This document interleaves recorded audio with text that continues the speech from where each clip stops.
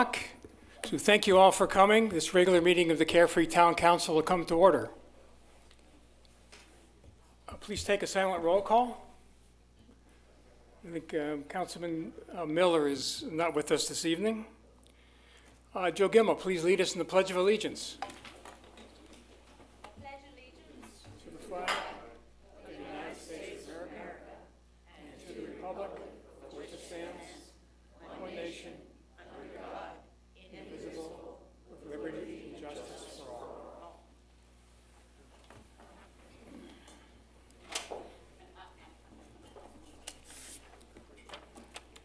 So I would just remind everyone on council and in the audience, if you come up to speak, please speak directly into the microphone so everyone here can hear you and everyone at home or who watches the streaming video can see you.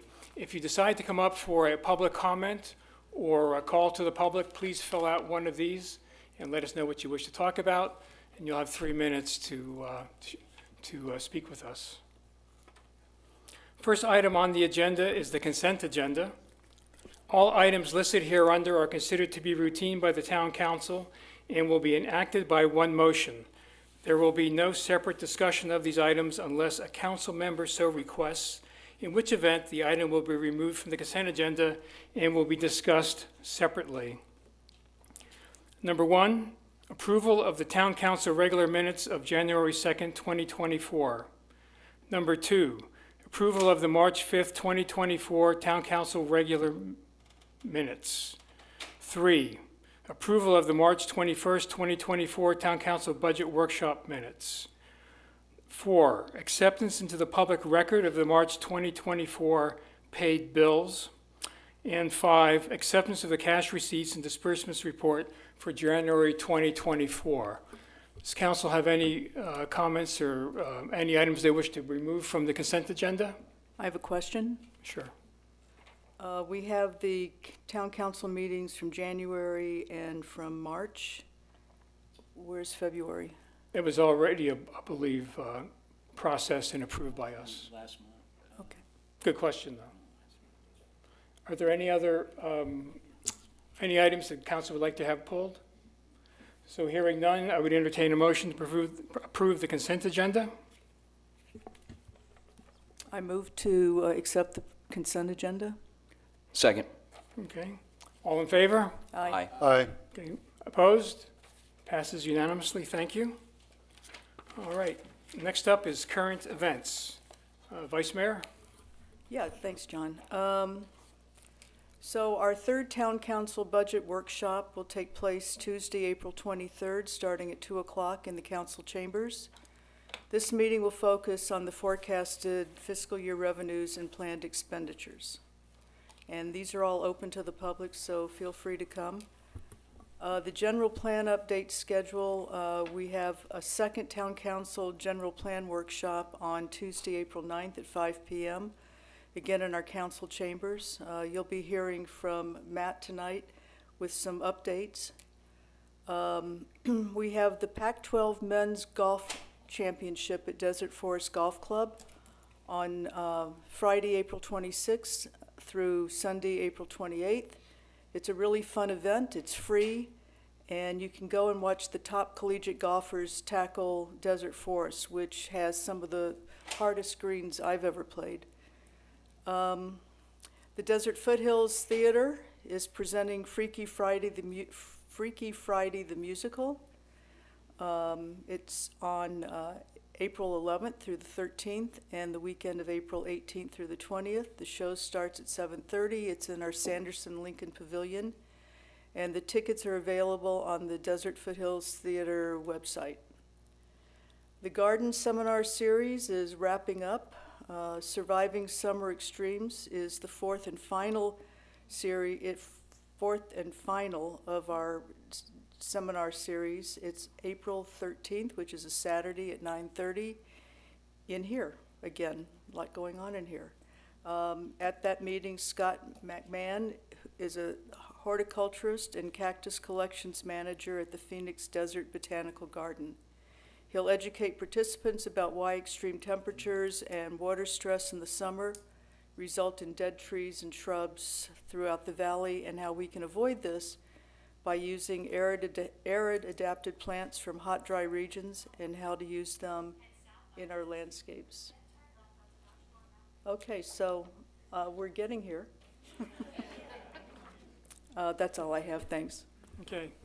A couple other things. One, we have another Carefree Conversations on April 12th. So from 9 o'clock until 11, that's Friday the 12th in the Visitor Center, right? Same day as the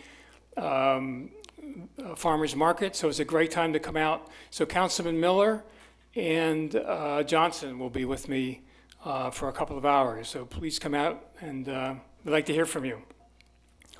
You might recall that we talked about Pima Road intersection, Pima and Cave Creek Road, and how the Maricopa Association of Governments had set aside $250,000 to study the improvement of that intersection in 4 miles south of there. So where does that stand? So they put out a request for proposal, and those responses are expected by April 10th. And then Scottsdale, Carefree, and MEG, the Maricopa Association of Governments, will sit down, vet them, go through them, and it's expected that the award will be made in May at the end of it, because they have to go through a couple of approval cycles. So that's moving along. That's the bottom line there. So that means the study will begin in May, and then sometime after that, I don't know when, there'll be opportunities. I'm sure they'll ask for public input and have meetings and so forth. So we'll pay attention to that and let you know what's going on. Bike Week. So Bike Week, the first weekend of Bike Week was last weekend. And I talked to the captain who presented to us last council meeting, Captain Letourneau, about that. And he said there were no significant issues last weekend, but he qualified it by saying Sunday was a rainy day. And we know that next weekend is the second weekend. The second weekend is always the busiest. So some of those folks who didn't make it out there on Sunday are probably going to come on this coming weekend. But they have it very well staffed. He described to me they have 8 off-duty patrol people there. They have 3 additional traffic cars, which they put on the outskirts. So which means there's probably one on Cave Creek Road on our side. And then the reason they put them on the outskirts is if something happens, they can go in. If they put them on the inside and something happens, then they have to navigate all these people to figure out what they're doing. Another important point is when they staff for Bike Week, they don't take away or compromise the assets that we pay for. So we still have what we have, always what we paid for, what we have all the time, and the same goes for Cave Creek. And if you notice, they parked that DUI enforcement van behind Town Hall. They did it over the weekend, and I expect it to be there all week. So that's all good news. And I would just say most of those motorcyclists are people just like you and me, except they wear leather pants and they ride motorcycles. And there's a few bad actors, but okay, that's the way it is with everything. So I would just suggest be careful, watch out for them, and watch out for yourselves. And then, one event which is really cool that's coming up. The Marine Corps Law Enforcement Foundation has a Medal of Honor recipient welcome. So what this organization does, it's a nonprofit that collects money to educate the offspring of the children of service people and police officers, law enforcement officers who have died in service. So they have a fundraiser going on. And so on April 25th, Thursday, they've invited 4 Medal of Honor winners, Medal of Honor recipients to be part of their program, and we're going to welcome them at the Veterans Memorial here in the garden in Carefree. So at 4:45, there's 4 gentlemen will be here, and we have someone you may know, Bernie Falchuk. I think he lived in Carefree for 50 years, a World War II vet. He'll lead the pledge. But it'll be like, the program will be like 20 minutes, starts at 4:45. And for Medal of Honor recipients, today there's only 63 alive in the United States. It's the highest recognition or award that a service member can get. And it's usually awarded by the president. So it's really a big deal to have 4 of them here in our town that afternoon. So I hope you can come out and see them. Okay, that's all I have. Does anyone else have anything? Yeah, Councilman Johnson. Thank you. As you all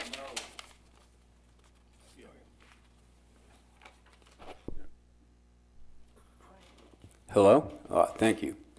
As you all know, the city of Scottsdale is going to widen Carefree Highway. I don't know how many of you live off of that highway or close proximity to it, but I would encourage everyone to get involved with that and look at the current rendition or the design of the road. One of the highlights is that the right-hand turn lanes into the communities right now, because of the amount of room they have, are going to be eliminated, or the deceleration lanes, whatever you want to call them. I have concerns about that, but I think everybody else has to think about that. So you can go up to the Scottsdale website, and there's an interactive interrogator that'll ask you what your issue is, and you can put your 2 cents in. And when they start having the public meetings, again, I'd encourage everyone to attend, please. Okay, thank you. Anything else? I can just add to that. So if you just Google Scottsdale Carefree Highway, it'll take you to the website, and it has the first public meeting presentation. It has renderings of 6 different parts of Carefree Highway. It uses left in, left out turning lanes, which to me, those look pretty legitimate and safe. I read up on those, and they seem like they're a good solution to trying to turn left onto Carefree Highway. They did eliminate the right turn lanes. To Mike's credit, that is concerning, especially the speed limit on that road, it will be. And then also there is a place, as Mike mentioned, that you can put in comments and suggestions and ask questions. So, please avail yourself of that. And like Mike said, you can also sign up for updates to anything that they have going on with that, and they'll announce public meetings. We'll also announce them here, but that's another option for you to get involved. Okay, thank you. Anything else? All right, so that closes current events. Item number 7. Presentation by Joe Gimmel regarding the planning and the status of the Town of Carefree 40th Anniversary Celebration. Joe Gimmel, welcome. Thank you. I'm going to hold the microphone, but I promise I won't sing. Thank you very much, Mayor Crane and Council, and it's an honour and a privilege to be here this afternoon to talk to you all about something that's very exciting, I think, and something that I hope you'll all get behind and that you will look forward to. I have my gizmo in my hand, and this is supposed to, is it going to show the first slide? Ha-ha, there we are. Not on that one, though. Is that okay? Can we all see that? Hang on just a second. I'll do it. So thank you, and I hope you can all see the logo here, the 40th anniversary for Carefree, and that's my reason for standing here today before Council to talk about the anniversary. So if I just click to the next slide, and I have a question for you all. What were you doing in 1984? Some of you may say having a lot more fun than I'm doing right now. I'll remind you, 1984 was the movie Footloose. It was the Ghostbusters. Prince was singing about Purple Rain. Personally, I had very big hair. I had very big shoulder pads and a very big crush on Simon Le Bon from Duran Duran. As far as the town of Carefree is concerned, though, it was a very important year for the town of Carefree. Scottsdale was encroaching. Carefree was likely to become just a suburb of Scottsdale. So the incorporation of the town happened, and as we can see on the seal behind the mayor, 1984 was the year that the town was actually incorporated. But of course we know that the town has been around a lot longer than that, 65 years to be precise. But knowing this, I called Mayor Crane at the end of last year and said, why don't we do something for the 40th anniversary? And those of you that were in town 15 years ago will remember we had a big celebration for the 25th anniversary, and I led that team. So I called my illustrious team, and these are our members of our committee and we've decided that we want to really do what we can to put Carefree back on the map for the 40th anniversary. You'll see there myself. Those of you that don't know me, I own the little tea room across the street. And then Madison Garrett, the town communications manager, is part of our team. John Crane, the mayor. Diane Roth, a Carefree resident with lots of great ideas. Don Little from Grind and Gears. Kim Prince from Proven Media. Sam from the town planning. Shelley Spence. Steve Feld, Chamber of Commerce. Steve Prokopik, Town Economic Development Director. Steve Woods, Tech for Life. No, you don't have to be called Steve to be a part of the committee. Or have your name beginning with S. Sue Bickerdike Interiors, and Susan Grace from Spirit in the Desert. So this is our team. Some of us get together regularly, some of us get together when we can, but we've come up with what we think is a great plan for some ways to celebrate the 40th anniversary. So the first thing we did was look at the vision statement for Carefree, and I'll just read it to you to remind ourselves how Carefree first came about.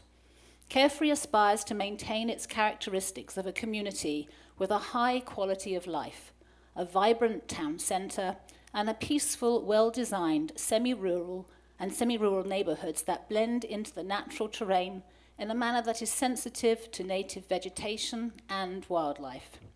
And for those of you that don't know, the man pointing a finger is Tom Darlington, and the man in the hat is Katie Palmer.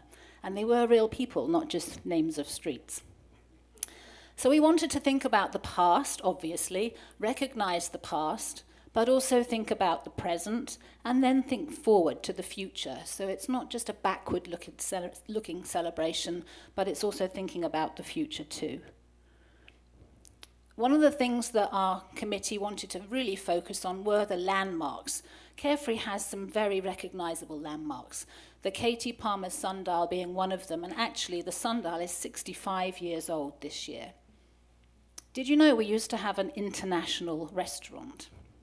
It's actually where the Spirit in the Desert Retreat Centre is, but it used to be called the International Restaurant, and if you can believe it, there were rooms within that building that were specifically designed for certain kinds of foods, Mediterranean, Chinese, Indian, and so that particular building is another huge landmark for Carefree.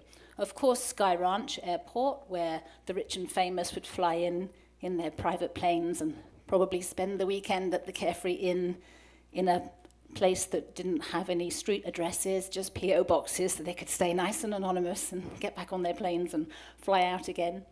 But even the Carefree Inn, that too was a much of a landmark in the early days of Carefree, and has changed its name, as we know, several times since. So thinking about what we want to do to celebrate the 40th anniversary, we wanted to make sure that it incorporated the Carefree Desert Gardens. The landscape around us is one of the things that sets us apart from other towns and cities. We want to make sure that we include the Sanderson Lincoln Pavilion. There's so much great entertainment that goes on there, and especially during this year we hope to have movie nights in the pavilion and really make use of the events that are already perhaps even scheduled, like the Thunderbird Art Show, and making sure that that is branded with our 40th anniversary logo. We've been talking to merchants about ways in which merchants can get behind the 40th anniversary with perhaps 40% discounts or $40 specials, or in the case of the Carefree Restaurant Association, doing a set menu for a $40 menu, again tying in with the 40th anniversary.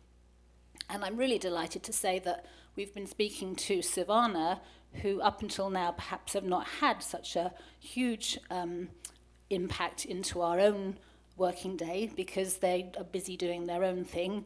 And we've really been able to build a relationship with them, and they're very excited to be opening their doors to the community in what will be, I think, a really fantastic event. So currently, if you were able to stand at the sundial, you should see there is a board there, and it's the beginning of something that Madison has spent a long time working on, called A Walk Through Time. Now, if you come to Carefree, you can find that board, and it will take you through a walk through the gardens. There's about 4 informational boards at the moment, and they tell you the history of Carefree. where it started, where we are now, and what we're doing in the future. And I think for anybody that visits the town, it's a great opportunity for them to really understand more about the town of Carefree, where it came from, where the name came from, the beginnings and the foundations. And it takes you on a wonderful walk through the Carefree Gardens too. We're looking to have a candlelight concert towards the end of the year to really celebrate the actual day of incorporation. The physical day of incorporation was December the 3rd. We're looking at a date in December for a candlelit concert where there'll be hundreds of candles. And I know I just saw the fire department come in, and don't worry, they are battery operated. But that'll be a wonderful event for Carefree residents to come along, a kind of VIP event where we'll have classical music and there'll be a film show highlighting Carefree's history, and an opportunity for the mayor to congratulate businesses and residents and for us to really celebrate the town itself. We're looking for a Dark Skies event that will again really recognize the beautiful surroundings that we're in, and also take a chance to look at the sky and the beautiful stars and the man that runs that particular event. Some of you may have been to the one in Cave Creek. It's a really fantastic event. Sky Ranch, as I mentioned, is one of the landmarks of Carefree, and they will be hosting a Wings and Wheels event for us in the fall, where there'll be private airplanes and private cars on display for the public to see.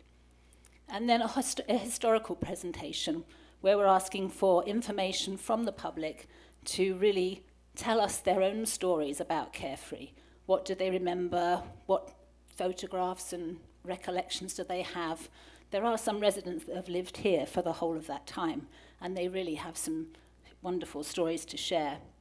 With that in mind, we are asking for people to send stories and photos and any other information to Madison at the town hall.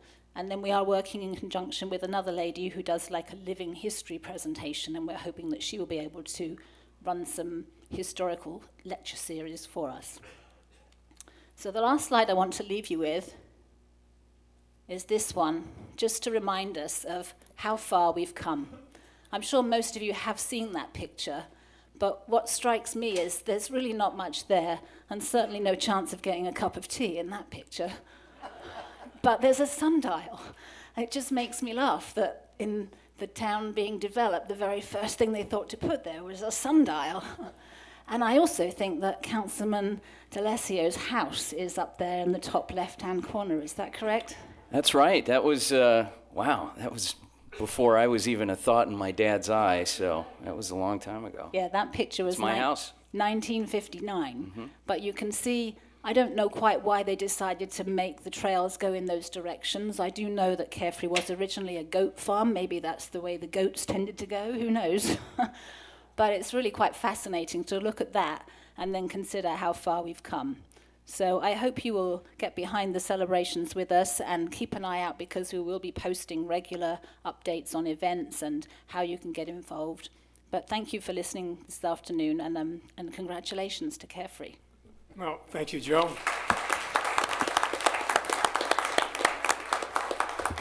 So for those of you who were here 15 years ago, many of the same folks who are on this committee were here. Were on that committee then, Joe and a few other people. So it's great to be doing it again, and we're really thankful for all your pulling together, and it's exciting. So just stay tuned. It's going to be, I guess events will start in probably like October or so. There'll be some events going through the summer, and then the majority will kick off again in the fall. And getting photos and stories, that'll really make it. So think about it. If you know folks who lived here then, who you're still in touch with, even if they've moved to somewhere else, bring them back. And we'd like to hear from them. So are there any questions or comments from the council? Okay. Well, thank you, Joe. And don't go away, because I'd like you to be here for the next agenda item. Item number 8. Review, discussion, and possible action to approve the proclamation recognizing December 2024 as the 40th anniversary of the town of Carefree. So we have a proclamation that I'll read, if you'll just indulge me. Whereas the town of Carefree will celebrate its 40th anniversary of incorporation in December 2024, and whereas the world-famous iconic KT Palmer sundial, where the sun marks time, will celebrate its 65th anniversary in September 2024, and whereas the town is well known for its beautiful views, focus on arts and wellness, upscale small-town charm, and local businesses, and whereas the town wishes to recognize KT Palmer and Tom Darlington, who had the vision over 60 years ago to create the wonderful community we all are a part of today, and whereas the town is visited year-round for events including Thunderbird Artists, holiday celebrations, Third Thursday Art Night, Earth Day, Restaurant Weeks, and many more, and whereas the town sundial and the beautiful Carefree Desert Gardens are a national attraction for visitors from everywhere, and whereas, and this is really a good part, the town appreciates and honors the contributions and leadership of the Carefree 40th Anniversary Committee and the many volunteers committed to creating a year of celebration for those 2 milestones in the history of Carefree. So thank you for just sitting through all that. It's just a great testimonial to where we've been. So having said that, I would entertain a motion to approve the proclamation. Motion to approve the proclamation proclaiming December 2024 as Carefree 40th anniversary. I'll second. Second? Okay, all in favor? Aye. Aye. Opposed? Okay, passes unanimously. And Joe, this is for you.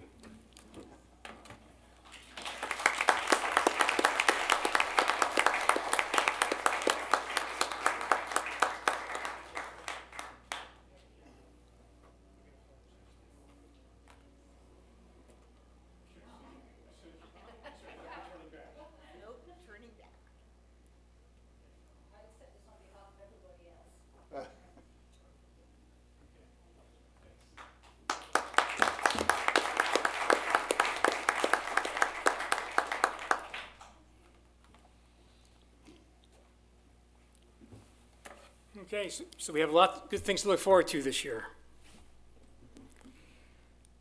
Agenda item number 9, review, discussion, and possible action to approve the intergovernmental agreement, IGA, between the Superior Court of Maricopa County and the town of Carefree for jury services for the Carefree Cave Creek Consolidated Court. Who will lead this? Danielle will Oh, lead our okay, court great. administrator, so here she comes. I'll admit, my reason for being here is not as exciting as Ms. Gemmell, so I apologize for probably boring everybody. Mayor, council, citizens of Carefree. My name is Danielle. I am the court administrator over at the Carefree Cave Creek Consolidated Court. I am here to ask for council's approval of the intergovernmental agreement between Maricopa County Superior Court and the town of Carefree for jury services. In the year and a half that I've been the court administrator, we have not had a jury trial, knock on wood. However, never say never, it is possible. And this agreement between Maricopa County and the town is crucial to ensuring that we are able to provide jury services for those that ask for a jury trial. This agreement would renew our original agreement with Maricopa County. It would run from July 1st, 2024, and would expire June 30th of 2026. The agreement goes over everything that the county would provide to the town if we were to need to pull jurors or summons citizens to jury service. And I can answer any questions in regards to the agreement if you'd like. Any questions from council, comments? Just curious, what cases would demand or require a jury? Misdemeanor cases, including property crimes, misdemeanor assaults, disorderly conducts, shoplifting, those are by statute, any defendant charged with those crimes is allowed to have a jury trial if they choose. Thank you. In the pool of jurors, they're taken from The registered county. voters, or how does it work? Correct, yes, yeah. Okay, Okay, any other questions or comments? Okay, thank you. There's no submissions for public comment. So having said that, I would entertain a motion to approve the IGA between the Superior Court of Maricopa County and the Town of Carefree for jury services for the Carefree Cave Creek Consolidated Court. I'll make a motion to approve the IGA. Second? Second. All in favor? Aye. Aye. Opposed? Okay, passed unanimously. Thank you very much. Thank you.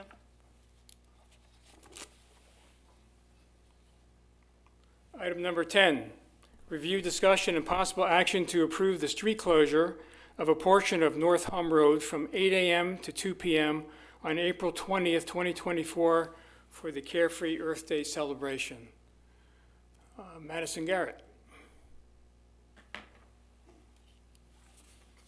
Hi, Mayor and Council. I am asking for your approval to close a portion of Ho Hum Road between where it intersects with Easy Street and to the back of Sanderson Pavilion. It still leaves the road that goes around the Talks Bar and the post office. It still leaves that portion open. I'm asking for the Carefree Earth Day event. It's going to be closed hopefully from 8 a.m. to 2 p.m., which allows an hour of setup time and an hour of allowing the event and everyone to dissipate. So I know you've done a lot of work to just bring different organizations. Can you just share some of that with us? Yeah, of course. I have reached out to organizations who have been here with us before, others who haven't. One thing I've added this year that I think will be fun and I think everyone loves is snow cones. I have a snow cone truck coming out. We'll have live rattlesnakes and Gila monster. We also have birds of prey from the Wild at Heart organization coming out. We have several other organizations like the Maricopa County and the USDA Forest Service coming out. It's going to be a great event. We'll also have an electric vehicle showcase as well. I believe there's a Rivian showing up along with the Tesla and a few others, so they'll be there for you to check out. I know that the Carefree Fire Department will also be having a hose showing, allowing people to kind of spray the hose and try it out. It's not going to be full power, but it'll be a lot of fun, and bring the kids, grandbabies, friends. It's for everyone, and it's going to be a lot of fun for all ages. Okay, great, thank you. Any questions or comments from the council? Sounds like a good time. Yeah, exactly. There's no submissions for public comment. So having no public comment, I would just entertain a motion to approve the street closure of a portion of North Hum Road from 8 a.m. to 2 p.m. on April 20th, 2024 for the Carefree Earth Day celebration. Motion to approve the temporary street closure of a portion of North Hum Road from 8 a.m. to 2 p.m. on April 20th for the 2024 Carefree Earth Day celebration. Second? Okay, all in favor? Aye. Aye. Opposed? Passed unanimously. Thank you. Thank you, Madison.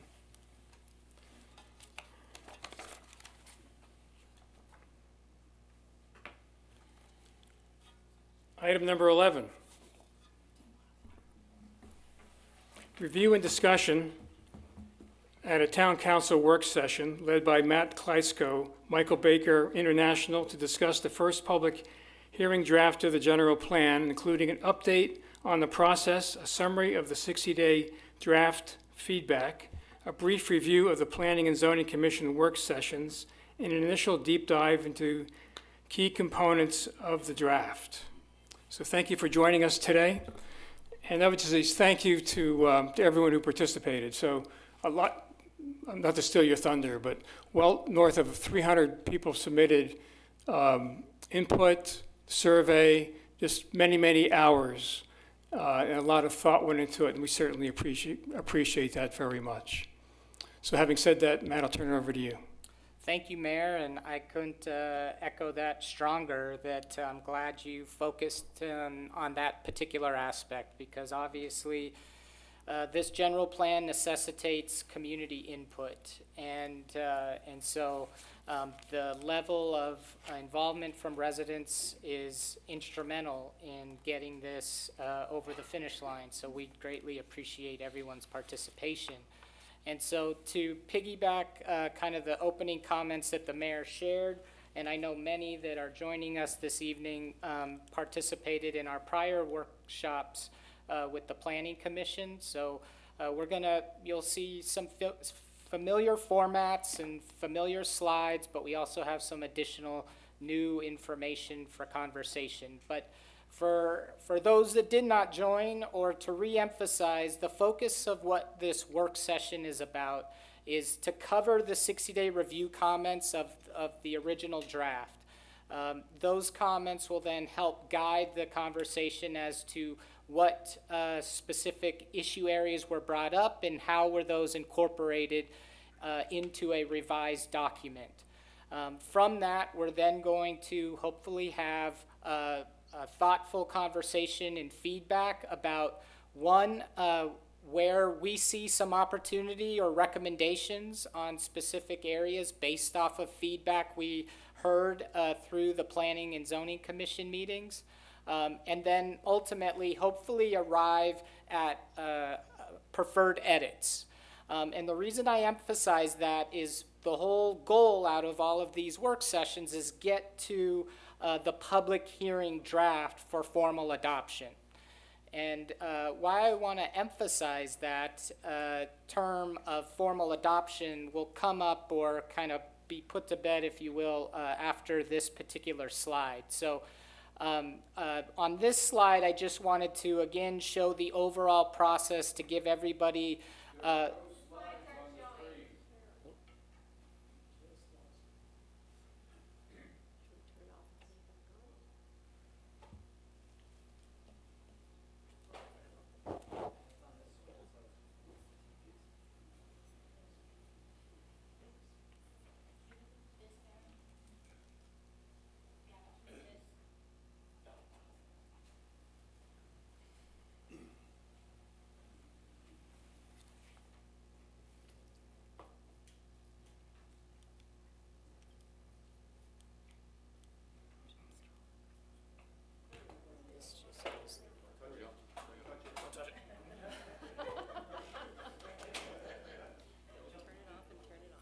more reason to talk fast, I guess.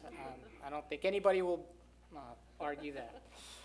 So what I wanted to emphasize on this slide that we've all seen before, that just characterizes the primary phase of our overall work effort. I'm not going to dwell on this other than to emphasize that we're now at that home stretch. We're getting through these final work sessions in order to move into the formal adoption. Per state statute, we must take the general plan to the Planning Commission. They give a recommendation to council, then council provides a approval. Once council approves the general plan, that is the plan that goes to the voters for ratification. The current scheduled vote that we are working towards is that November 5th, 2024 election for voter ratification.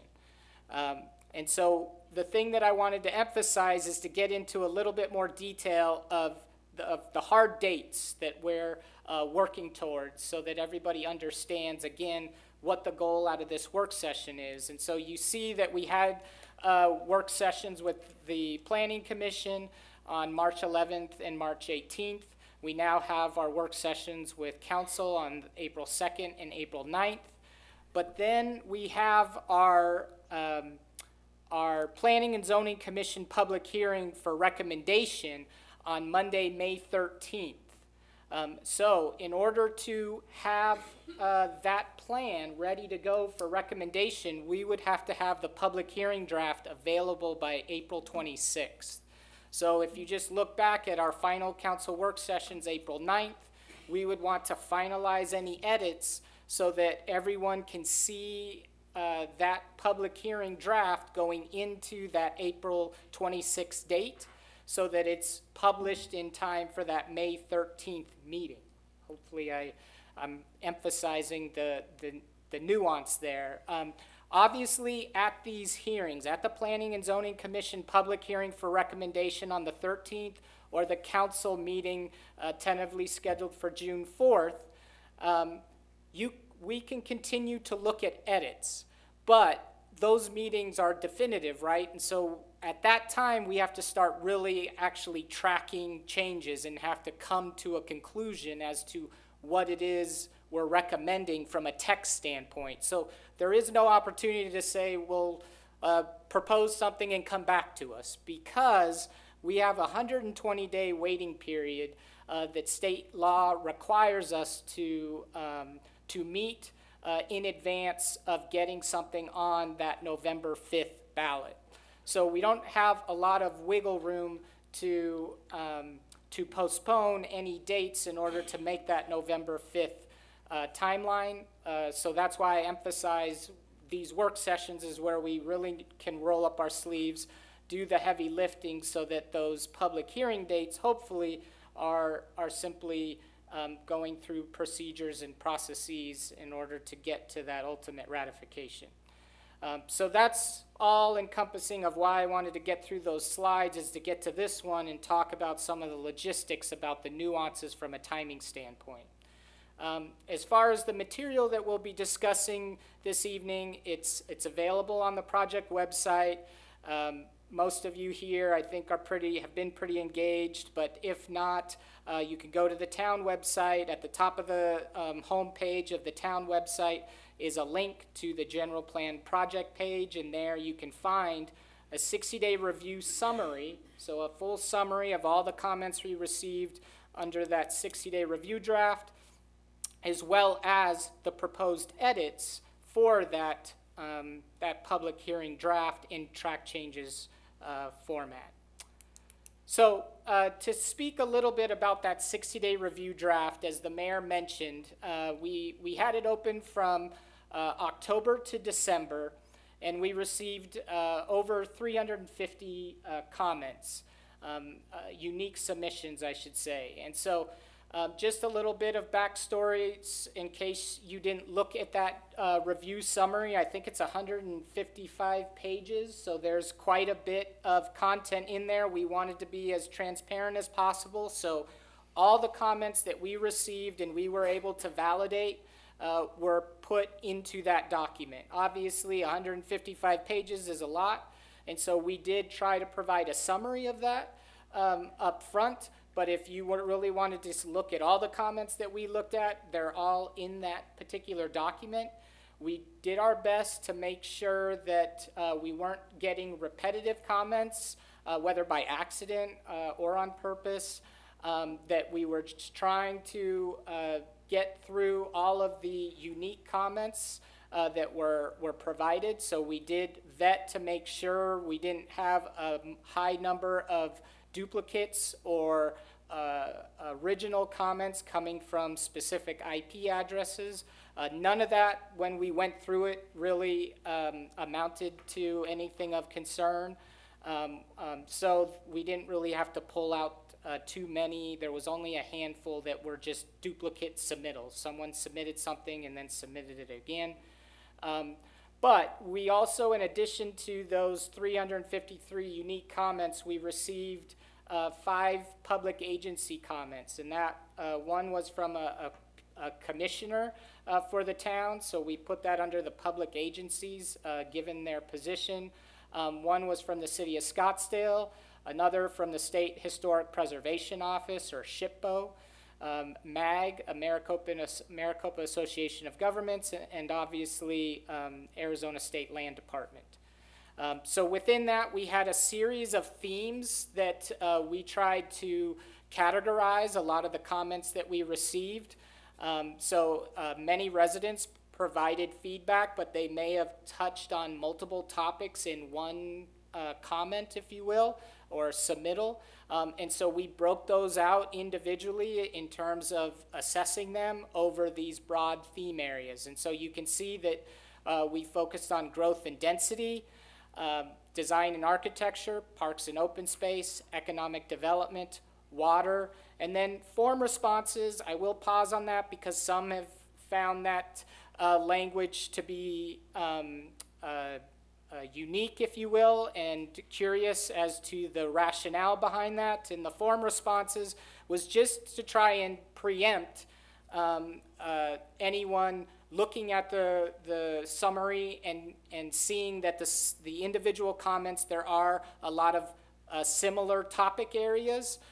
or similar numbering of topic areas, and to preempt any residents from thinking that those are duplicate, we wanted to clarify that we looked at it, there weren't any duplicates, that all the comments have been accepted and were utilized to help prepare the public hearing draft. And so the public hearing draft that we'll be talking about this evening, along with some of the suggested revisions to that, I like to pause on this slide, like we did at the Planning and Zoning Commission, to emphasize it's great that I've heard a lot of residents refer to this as a community-driven plan, and it is 100% just that. But when we say a community-driven plan, we mean that there are a lot of inputs into that.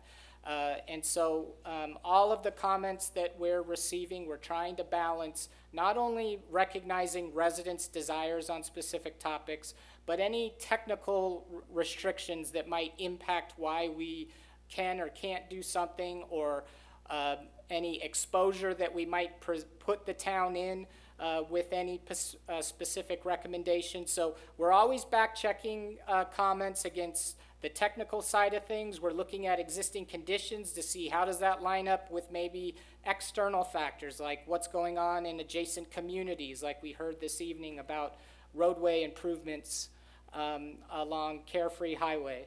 Of course, we balance that with administrative feedback, so those that we hear from council or planning commission and staff helps to inform. And then, of course, the public, the last and most important feedback, and even in the little graphic there, the blue takes on a majority of it, but it's complemented by some of those other factors. And so I always like to emphasize that as we deliberate on some of these discussion areas.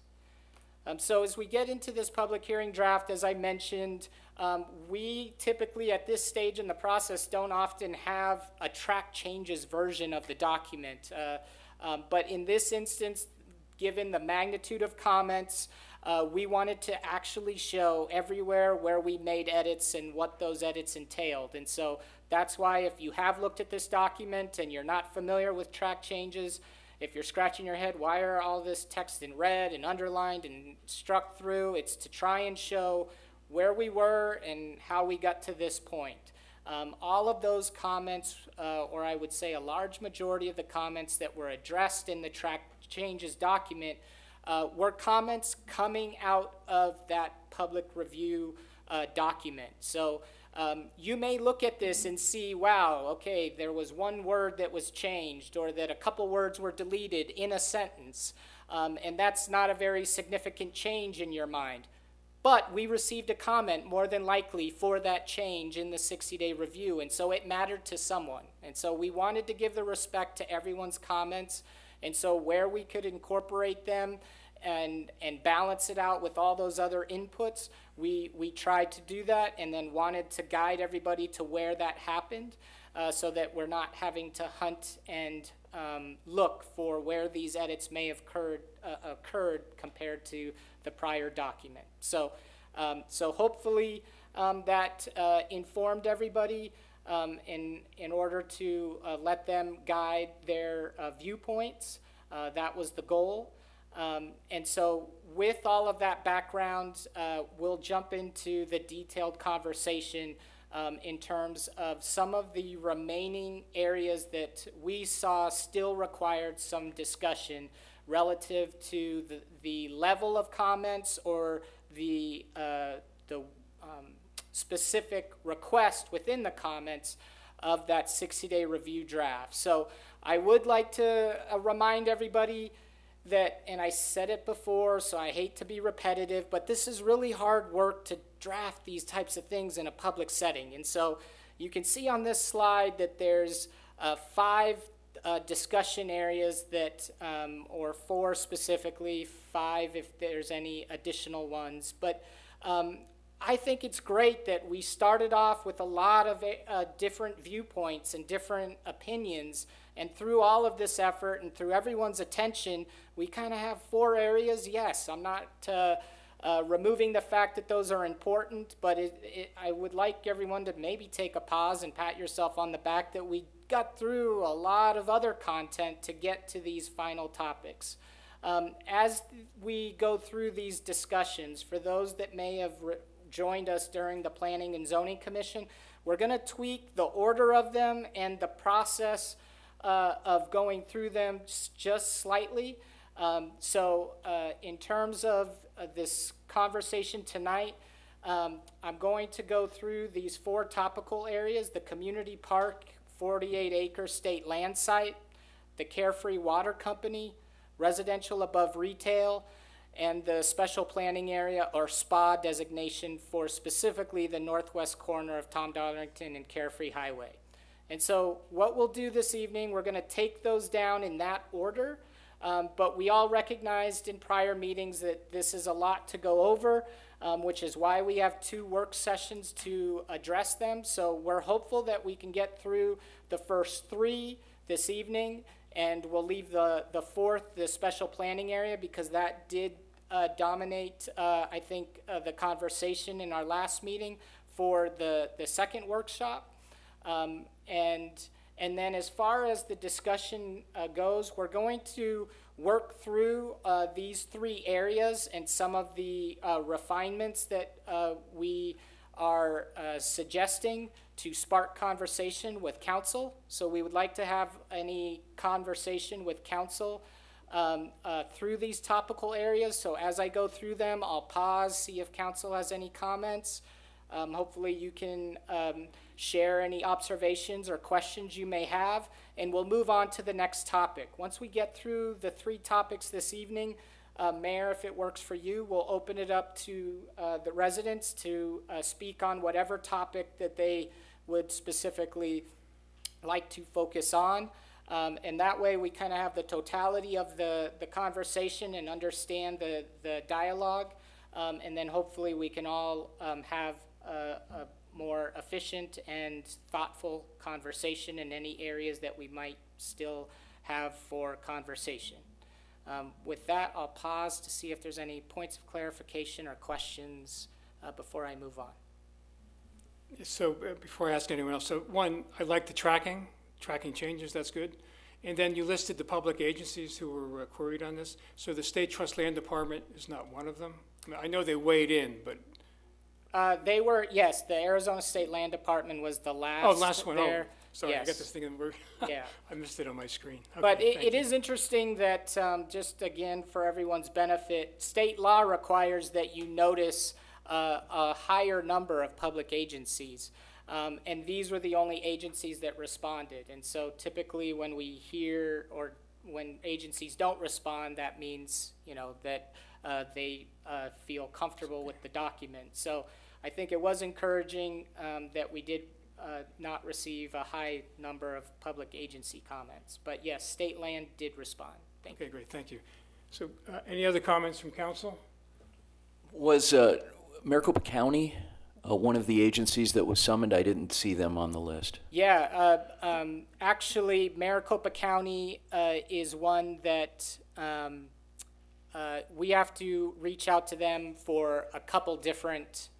We reach out to Maricopa County for planning, transportation, and then from there they disseminate it to other departments. But we did not receive any specific comments from them. Okay, good question. Matt, are we required to notify the towns, adjacent towns of our general plan and vice versa? Is that a statute? That is a requirement, correct. And so we did reach out to Cave Creek, Scottsdale, and the city of Phoenix. And they do the same as well? I'll have to defer to Stacy. Okay. Could you go back to that page that identifies, please? So the, I can see, obviously for planning and zoning, but why, did you bring notification to the State Historical Preservation Office or Maricopa County? Did you do that directly? Did they come to you and they want a copy of it? Was there some motivation behind the request? No, state law requires that we reach out to communities that are adjacent to the town. Right. But state law also requires that you notice certain public agencies. And so they'll require that you notice any regional government, which is why we notice MAG. And then they say you must notice your county government, which is why we notice Maricopa County. But then from there, some of the other agencies, we just do it to be thorough. So SHPO is not a requirement, but we reach out to them just for courtesy. And there's several other agencies that we add to the list to be thorough. But the Arizona Department of Water is one that you must reach out to. They did not get back to us. So ADOT probably maybe expected in terms of not having facilities that necessarily they oversee. So there are a lot of agencies that that are required per state law, but we added to that list. I don't have it in front of me exactly. So where you ask them for comments that they want to give to us, or is these are the individuals by statute that we must provide a final product to? Oh, a good point of clarification. So state law requires at that 60-day review that we notice. So we have a 60-day draft. They want that draft provided to these agencies for them to review and comment on. And so the whole goal, as you can imagine, is at the state level is to recognize we want to give all these agencies time to look it over. So we all take a breather. And so interestingly, state law doesn't say at the 60-day review to share it with the public. They say share it with these public agencies, but naturally we use the 60 days to work with residents as well. Yes, it's to supply. All we do is provide an email to them that says, here is the 60-day review draft. Please review it and provide any comments that you may have. And a lot of communities will provide a kind of a form letter, if you will.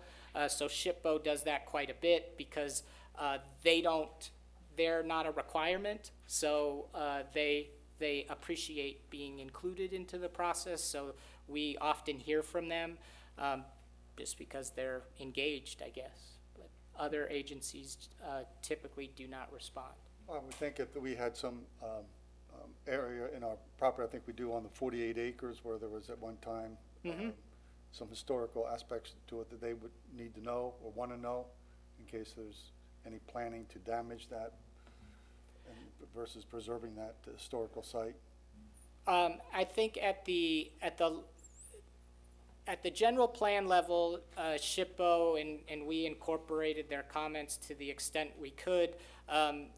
At the general plan level, SHPO just wants or encourages communities to recognize our historic preservation needs. Now, at the project level, then cities and towns would typically have procedures to make sure that when projects are being proposed, how those sites are incorporated. Got it. All right. Thank you. Okay, any other comments or questions at this point? Okay, Matt, carry on. Okay, so now this format, you'll hopefully start to see a rhythm, as I mentioned in our Planning and Zoning Commission meetings, of how we're going to go through each of these topics. I'll start them off with a little summary. It's just very broad of the general comments that we heard or concerns from the 60-day review on that particular topic. Then from those issues and concerns, we'll get into a little bit of the discussion, and then from there talk about some of the recommendations that might help to inform the conversation, and then have dialogue, and we repeat that kind of rhythm, if you will, on the other topics. So for the community park, the 48-acre state land site, and again, to orient everybody on the map there, it's circled in red. But what we heard, certainly through the individual comments in the 60-day review, is overall just wanting a stronger commitment to supporting open space in general. An overall stronger commitment to fund the 48-acre acquisition of that state land piece, a stronger commitment to supporting Carefree Park. But then in terms of this topic, I would add that state land letter that we received as a key issue and concern as well, arcing back to my comment about we listen to resident feedback. We also have to balance that against additional feedback that we may receive from other participants. And this is an example of that, where we have resident feedback was great and very helpful, and then we're trying to balance with the state law and mandate of how we're incorporating state land into our general plan process. So, given the importance of that state land letter, I wanted to take out some of the highlights. And again, if you wanted to read the whole letter, it's in that 60-day review document. But the primary takeaways is that state land was very abrupt, if you will, of saying that they objected to the use. And this map here on this page is the figure 17, the open space and trails plan that we put into the document. State land object to placing this conservation overlay onto their state land piece. With that, they also emphasize that the land use plan itself should be consistent with the zoning of the parcel, which allows for residential. They felt that we should remove that overlay and keep the current land use designation, which also allows or identifies that parcel for residential.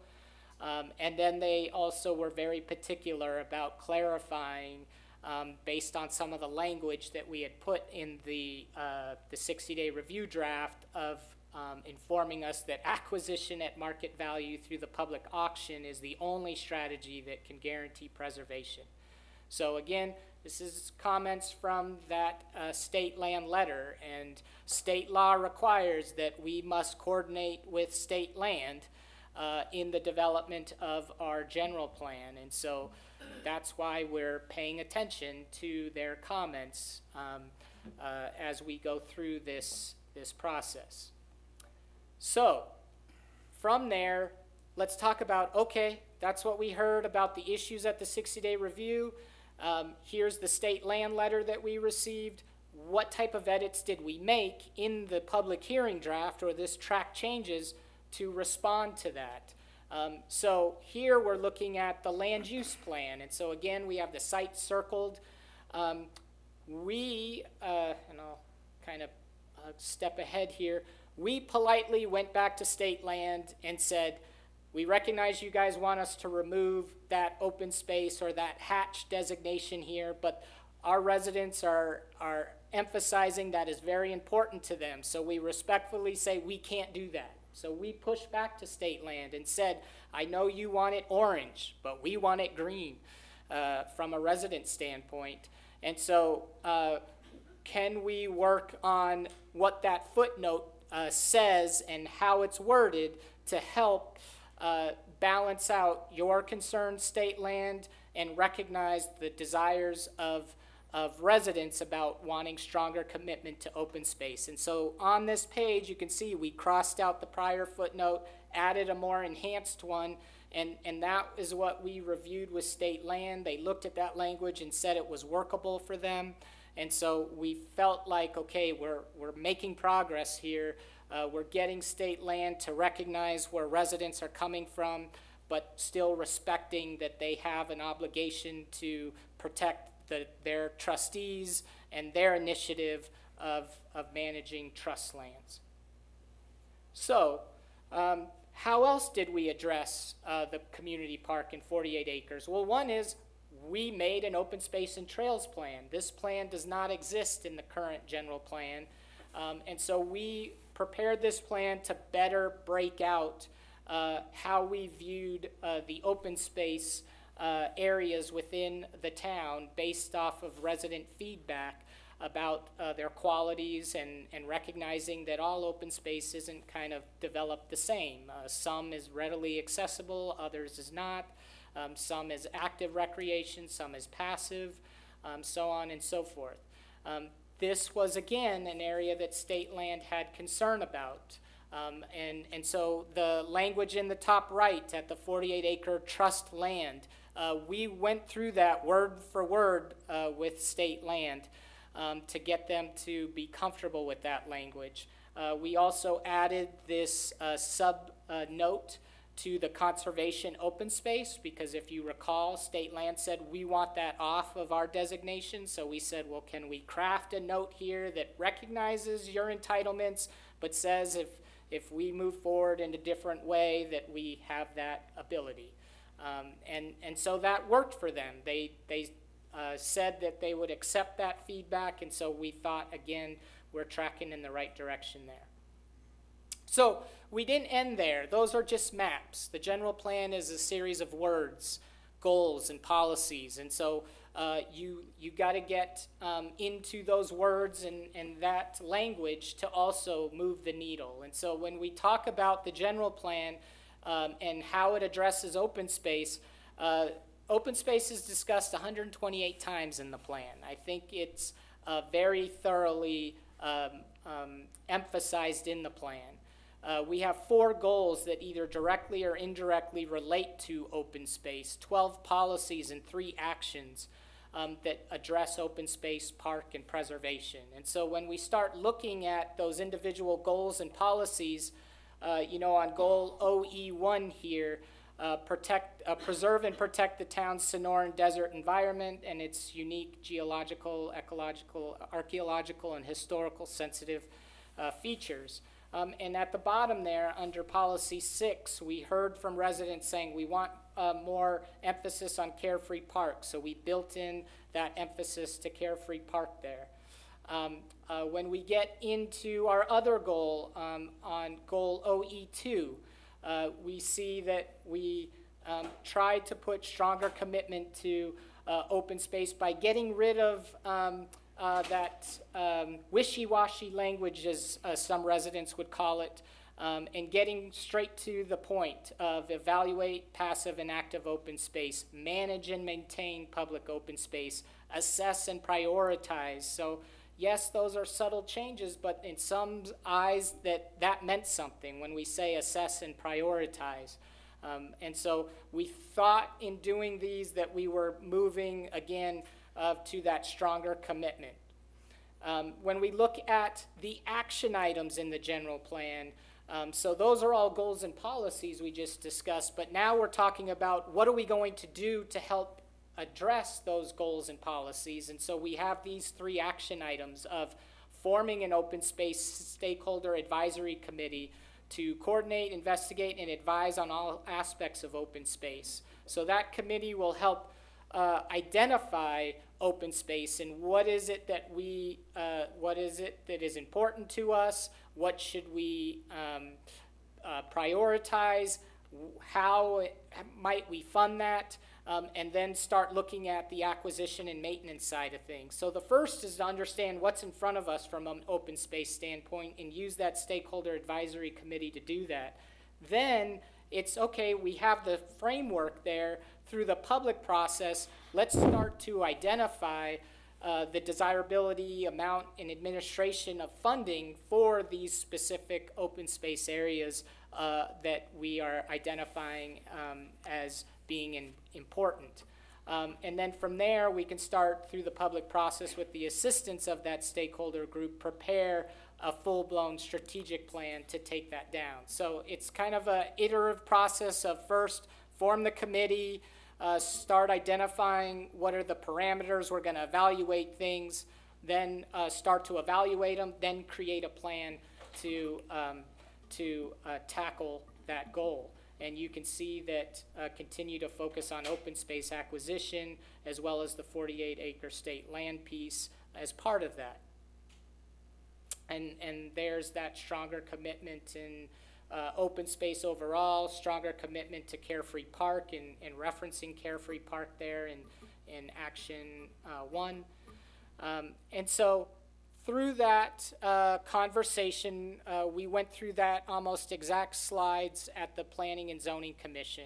And so we didn't receive, during the work sessions, a lot of direct edits in terms of going through that content. But residents did re-emphasize that they desire stronger support of open space and Carefree Park. And so the Planning and Zoning Commission encouraged residents to, there's kind of a conversation there of we've identified areas where we thought we were making it stronger, but if you don't think we got there, can you help guide us to where that might be?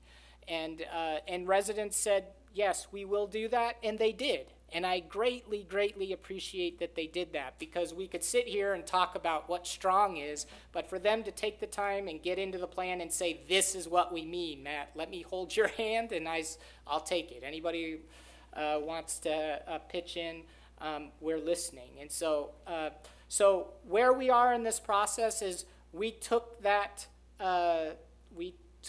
those comments and built them into this presentation. So this is where we are. I hate to say that if some feel this is getting down into the weeds, well, it is a little bit, but it matters. And so we're here to talk through these items. And so here are the handful of items that we heard from residents relative to how we can make open space stronger in the general plan. And so the first comment relates to page 18 and figure 5. That figure 5's on the slide there. And I emphasize that it's labeled land ownership map. And so to paraphrase the comment simply says, because I know everyone can read it with me, that this is a land ownership map. And why is it identifying certain parcels on here as local or state parks? And the flat out answer is, you're right, it's a mistake. And it's on me. I should have caught that. I can assume or guess why my staff wrote that in the legend, but it is a land ownership map. It should just speak to land ownership, and so it should clarify what is Maricopa County land, what is Town of Carefree land, what is state land, what is private, and that's the purpose of the map, period. So that was a fantastic comment to bring to our attention, and don't see any challenge with that observation, and we appreciate the opportunity to fix it, quite honestly. So, excuse me, Matt, so you'll have a different color now for each entity? Correct. So now we'll have slightly different hues of blue here in different shades to emphasize what lands are just simply owned by the town of Carefree, what lands are owned by Maricopa County, and then what lands are owned by state land. And private would be like properties owned by the Desert Foothills Land Trust? Correct, exactly. So we viewed any entity that is not a full-blown public entity. So if you're a nonprofit, it just started to get a little nuanced when we started to break down private property, because we have the golf courses that are owned in collection and other unique parcels in the town that might have unique ownership. And so we're just trying to show that all the white would be private and would entail either nonprofits or an HOA or an individual property owner. Okay, sounds good. Any comments? Go ahead. Matt, could you go back 1 or 2 slides, please? One more, and one more, I believe. One more, I guess. I don't know which page. There's no page numbers on here, but one more. So I want to see. Yeah, here is on the top right with the 48-acre trust land parcel. Can one assume that the state is, because they're really bent over on this issue of making sure that it's zoned for single family. Now, I'm going to make the assumption that they want that definition there because that will maximize the value of that property for the sale. So it seems to me that if that was not the issue, then they wouldn't be giving us such a hard time about this. Because if we buy the land at that price, then we turn on make it a preserve, or if they allowed us to define it as a preserve initially, the purchase price would be much lower. Would that be a correct interpretation? I would say that you're generally correct, and I think everyone understands kind of the practical summary that you shared there, right? Is that state land, I don't believe, they came up and spoke to us about this parcel. I think I've heard from residents of saying, why is state land so stubborn on this? Why, this is what our town wants. Why do they get a say in it? And to give state land credit, they are acting as for the benefit of their trustees, right? And so just like any of us have a financial advisor that we want acting in our best interests and not theirs, state land can't say, guys, we'll give you a pass and we'll grant you this land, or we'll give it to you for a rock bottom price or something. They have to show, and especially now that we're actually looking to state land because it funds our public education. And we've heard from the governor that they're looking for that to further fund our education. So there's probably even more eyes on state land, ensuring that they're selling land for the highest market value they can. And so they're not trying to be mean, if you will. They're just doing their job so that no one will come back and say, guys, you're not acting in the best interest, therefore now we're in a bigger, legal battle. I get it. And so, not to harp on it, I'm glad you paused on it. There was a comment that came through that will even touch on this language. But that is the rub, is that some residents said, well, this is what we want, so why can't we put in the plan what we want? And quite honestly, that's the argument I took back to state land when I tried to work with them and said, guys, please understand where we're coming from, is that residents are saying they recognize your job, but also want room in the general plan to state, what their goals for this property are. And so that's why we had to spend so much time of doing what you just said, of showing that if someone picks this up, an appraiser or someone isn't going to say, oh, it looks like this is open space, and still show that no, it is residential, but if the town or an entity were to acquire it and want to bring it to open space, that is resonated in this plan. Very good. Thank you.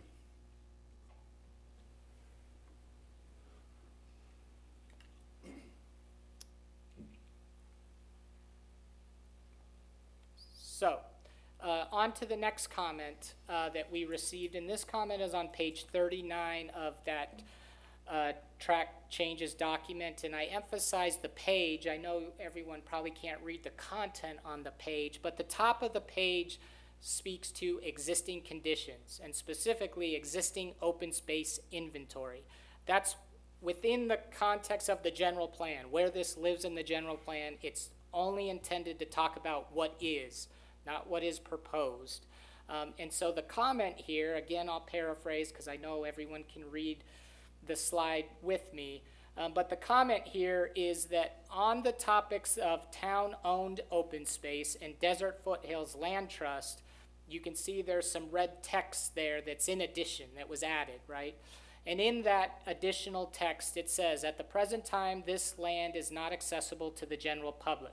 However, a master plan for access is envisioned with adjoining lands acquired by the Desert Foothills Land Trust to create an inclusive trail system for residents and visitors to enjoy. And then under the Desert Foothills Land Trust says the same thing, but in reverse to the state land, or the town-owned land. The comment from the public said, hey, we see this this reference to a master plan. We don't believe that master plan exists, which we acknowledge as well. But this isn't necessarily the place for that language. We simply would agree that the purpose of this page is to speak to existing conditions. And so on that comment, we would acknowledge, as I mentioned in the action items, that master planning effort is an outcome of those action items that were listed, those 3 ones. And so that's where that language can live, that's where the open space planning is. And so we would respectfully suggest that the language could just end at At the present time, this land is not accessible to the general public, period, because that's existing conditions. And then we would remove, however, a master plan for access is envisioned with adjoining lands acquired by the Desert Foothills Land Trust to create an inclusive trail system for residents and visitors to enjoy, because that process will be addressed in those open space advisory committee meetings and work. There was an additional comment in the feedback from residents on this same topic of, in general, also the word envisioning is mentioned several times on page 39. The word envision is mentioned twice, but it's mentioned within the context of that master plan. And so I think if we found, if we were in agreement that we remove that language, that second comment just goes away by sheer deletion. And so that's our kind of frame of reference on that specific comment, that we think if we address that, it still works within the overall plan and some of the areas that are important to residents on any side of any particular issue, but also is consistent with the page itself in terms of focusing on existing conditions. So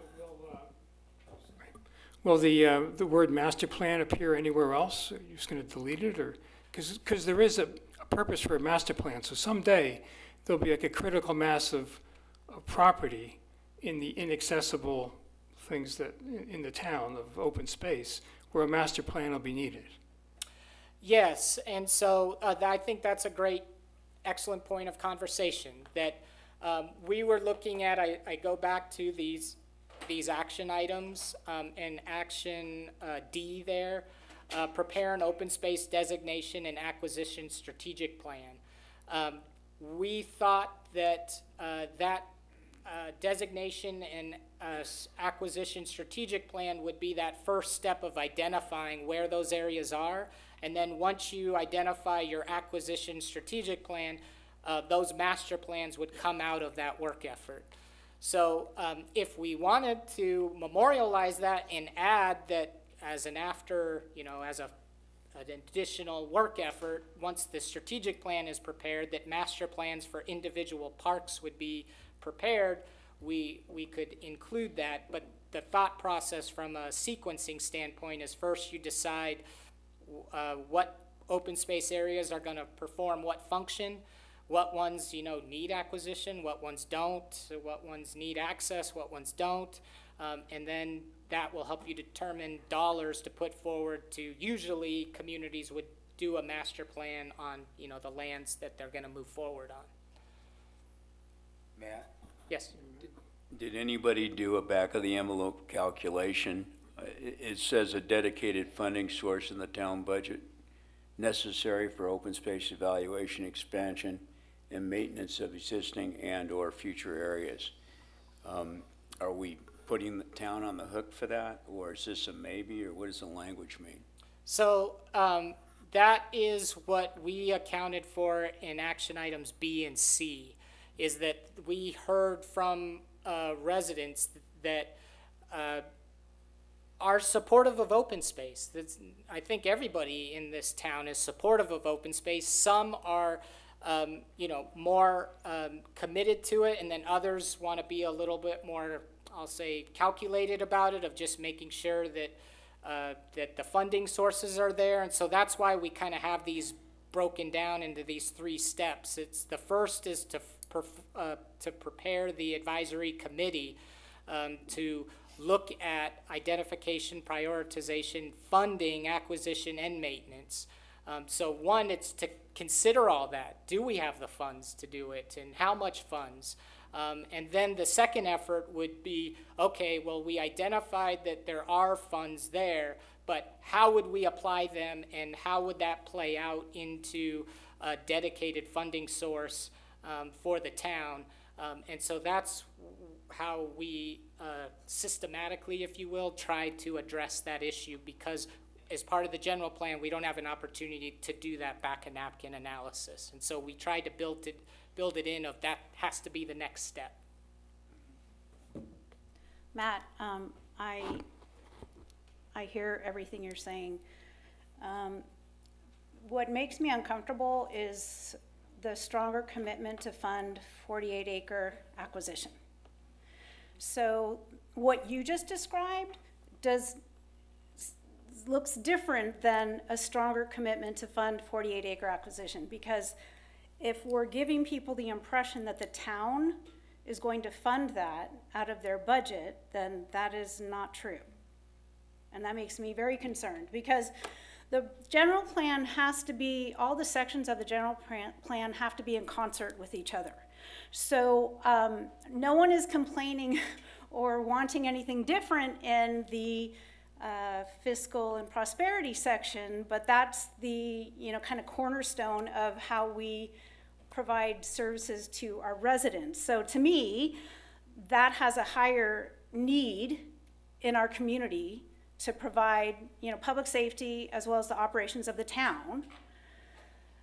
And what is left after that, and Peter Burns was kind enough to spend many, many hours in doing a forecast for us, which showed that over the next almost 10 years, we, in a very moderately positive, I would say, based on state revenue forecasts, in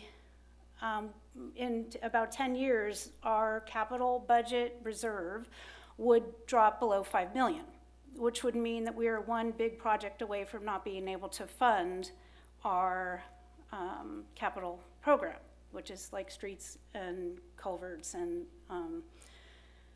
other infrastructure in the town. So it makes me nervous, because I want to approve a plan that I feel we can deliver. And there's no such thing as a free lunch. So we have to be clear that our needs of providing services are in a higher degree than our wants. Because wants are not necessary. They'd be great to have, and I fully support all of the efforts of Wendy's initiative and fortitude to take this on, and she's a champion for it. But we, as a town, to have that in there, a stronger commitment to fund the 48-acre acquisition, I just find that to be completely unrealistic, if that's what you mean, or that whoever means, I don't know. I guess maybe a point of clarification, and it's a very important one, is the issues and concerns that are in that box there. I just put on this slide as a reminder of, at the 60-day review, these are the issues and concerns that residents shared. And so the intent was that as we're following these track changes, we're kind of checking off the list of, oh, they wanted stronger commitment to open space. Okay, I see where they made some additional additions to make a stronger commitment. They want a stronger commitment to fund the 48 acres. I would agree that we tried to just, again, we'll put it out there, we tried to walk the line. We tried to walk the line to say we respect both sides of what you just laid out, that there's absolute funding things that the town, to be responsible, has to be mindful of. On the flip side, there's residents that say the town needs to look at open space because it's something of importance. And maybe that's not dollars, maybe it's helping set up meetings. Maybe it's getting to the table with certain decision makers. Maybe it is dollars, but maybe it's not a lot of dollars. I don't know, but I wasn't in a position to be able to say that the town doesn't have any money to put towards this effort. And I think and I'm just trying to relay some of the thoughts that I heard through this dialogue with residents, and I'm sure they'll get up and share some of their specific comments. But what I was hearing from them, and what we were trying to get to our wording, is not commit the town to a certain dollar amount, but yes, you see funding in there and an administration of a dedicated funding source. Yes, I would acknowledge that residents were asking that, okay, maybe it's not a very high funding source that's gonna help us acquire land outright, but will it be something to show that the town is continuing to make this a priority? And therefore, we tried to build that into a thoughtful process of, let's get everybody to the table. Let's look at the challenges that you outlined from a funding standpoint, and maybe it stops there if everybody So, looks at the numbers Matt? and finds out. So I can certainly appreciate the dialogue and everything that's part of this report and this page in particular, but what's also important, and coincidentally, our neighbors to the south and to the east, City of Scottsdale, just announced that they are building a park in Ashlar Hills. And so there's more than just cost involved to acquire the land. There is development of what's going to be on that property. You can't just have a field with a bunch of tumbleweeds and no trails and no safety areas. There's going to be cost to prep that. And with the Ashlar Hills project, it's almost $11 million plus an additional $200,000 minimum to maintain. So are there specifics that would apply that have been calculated with this particular parcel? And if so, what are they? Well, thank you, council member. That our hope with identifying this specific advisory committee and these action items would be to identify that, would be to get into the details of this, to say, guys, we have to start asking ourselves, not only do we acquire this land, how much is it going to cost to improve it? How much is it going to cost to maintain it? And how do we perpetuate that, right? I, again, hear from residents that we weren't trying to get to language to commit the town to that. We were trying to get to language to commit the town to doing that work, of having those conversations of, is there a dollars? And when I say dollars, if there isn't any, maybe it's the town can then help find other dollars that do exist, other grants and things to that nature. And so I don't want to sound argumentative. I hope that's not the case.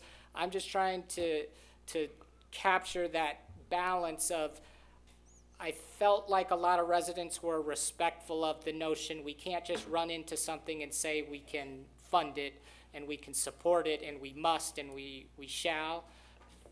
Many residents said, Matt, I can work with you on that, but I do want a commitment from the town to acknowledge that we'll have an opportunity for that conversation to at least occur. And as part of the general plan, I can't say that we had that to say that it hasn't, if that makes sense, that we don't have the ability to do that. So it's a challenge, I admit, and if we miss the mark, that's what we want to land on language to. Yeah, but Matt, just an observation.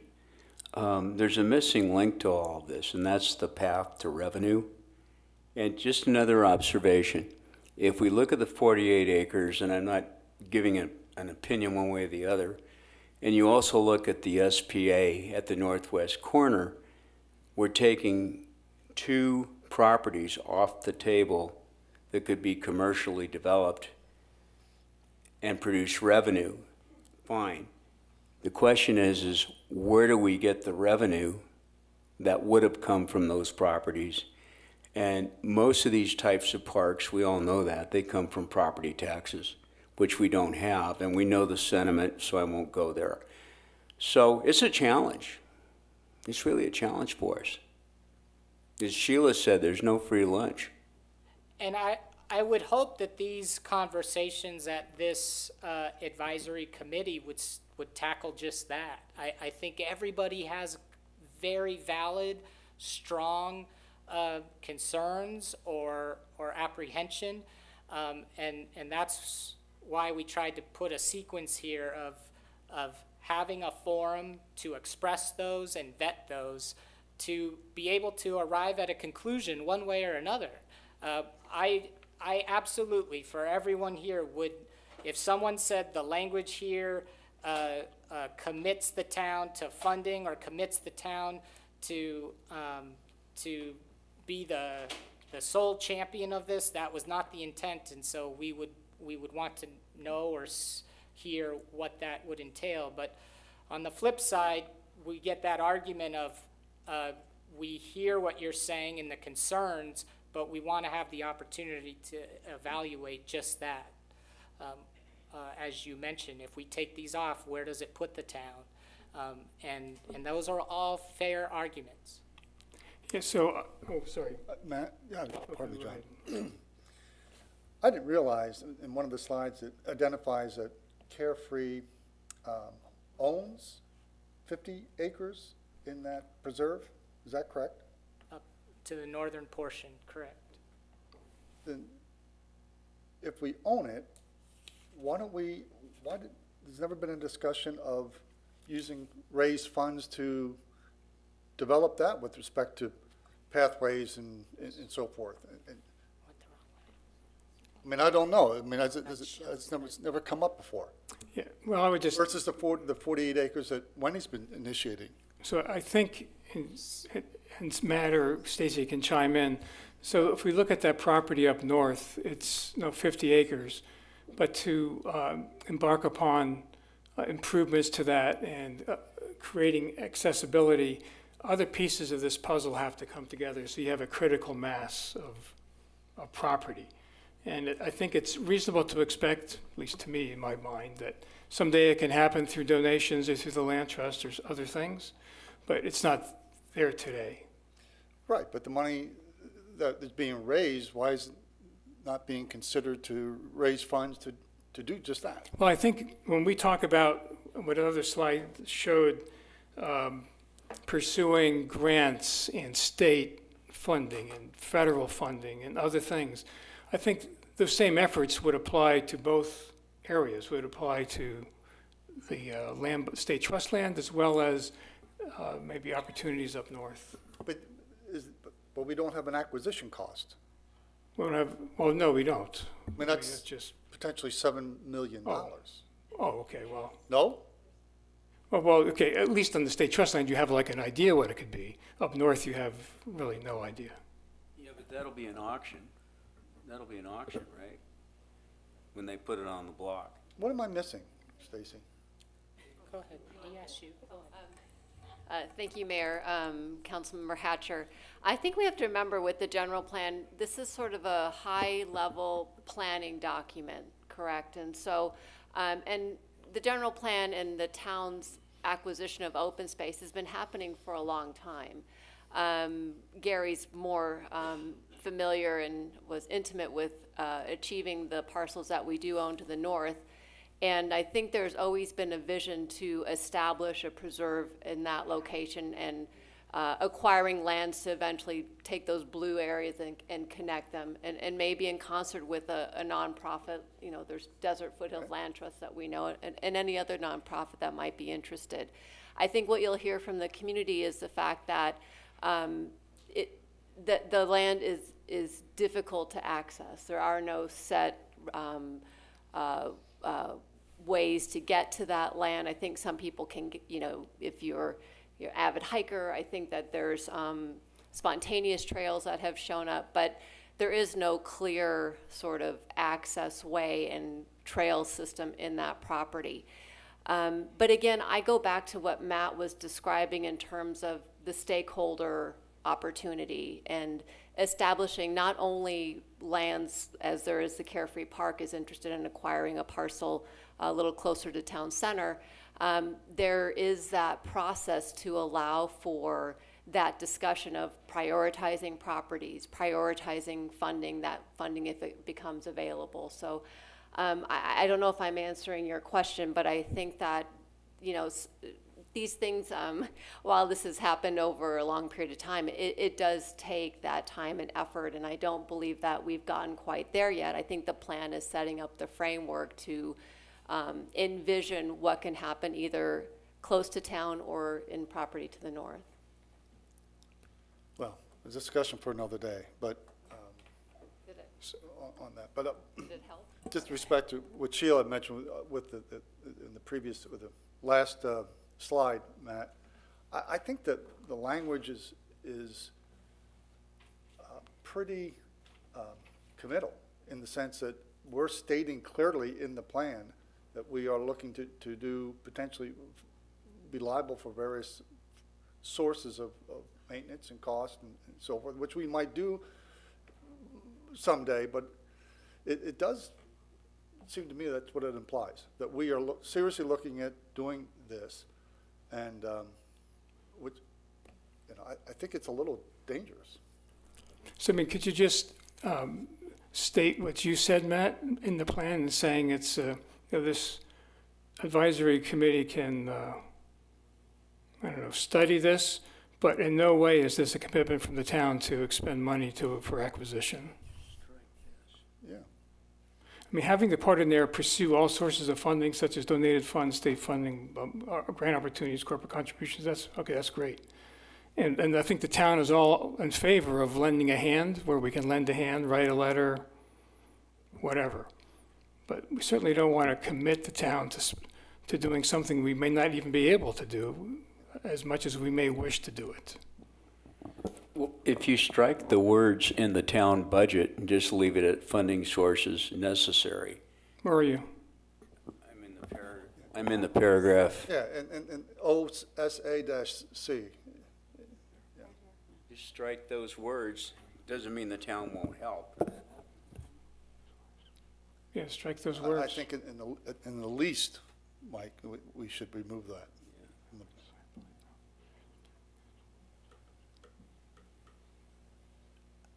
We're happy to, I mean, that's what tonight's about, is to arrive at language that the council will be supportive, that will bring to the public for ratification. So to the extent that there's direction, and that's partly by design why we have 2 meetings, so we could take this feedback and bring some modified language back to the council at the next meeting. Well, I like the suggestion. I mean, that's about as Yeah, I mean, believe me, benign as possible. I love the idea of the open space and so forth. That's not an issue at all. It's just, I didn't, you know, it just seems like, you know, if you got a piece of land you already own, 50 acres, but we're willing to spend potentially, I mean, it's not town funds, but raise $7 million potentially to acquire this. It seems like you could dedicate, you know, a lot less and get a lot more down the road.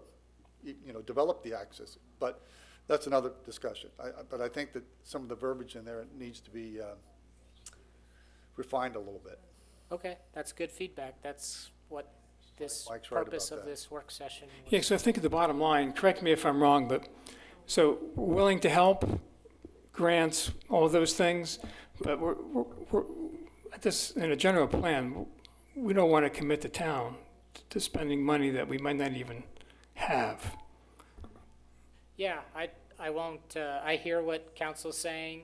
I'm sure, and maybe, I know that some residents have shared comment cards, but up to this point, based on council feedback, we can certainly go back in and refine some of this action item language and bring that back to you for review. I think you're right, Mayor, in saying that the town will use our leverage, if you will, to engage with state and federal funding if there are grants out there for the park. Certainly, we should be able to do that and be happy to do it. But in terms of some of the language, it's a little too committal for a general plan. And we probably can get more bang for a buck by using our leverage to the state and federal resources for grants and so forth. That's really where the value of the town can, where the town, I should say, can add value to that acquisition and development of the 48 acres or wherever it may be. That's all. Okay, so any other comments? Well, my primary point is that we should not be committing money to assets. This is my opinion, as someone who is very focused on making sure we can provide services forever. But we should not be committing assets to, committing money to assets that we really can't monetize. I think that would be very difficult because we are focused solely on raising revenues through sales taxes. And Peter's budget laid it out for us in a very moderately growth scenario where there were no recessions, there are no revenue declining recessions, we didn't lose any major businesses. And even though, we're working on the northeast corner, obviously I don't count the chickens before they're hatched. So we have to be very careful. And my point is that we need to be very careful. And I don't want to commit the town to spending money that we don't know if we're gonna have. Can we help in many ways? Sure, we can help in many, many ways, but it does concern me whenever I see us committing dollars that I just don't know if we will have. Okay, so good point, and I think that's the direction you're going. That's the direction we've given you. Yes, correct. Okay, we'll see what you do.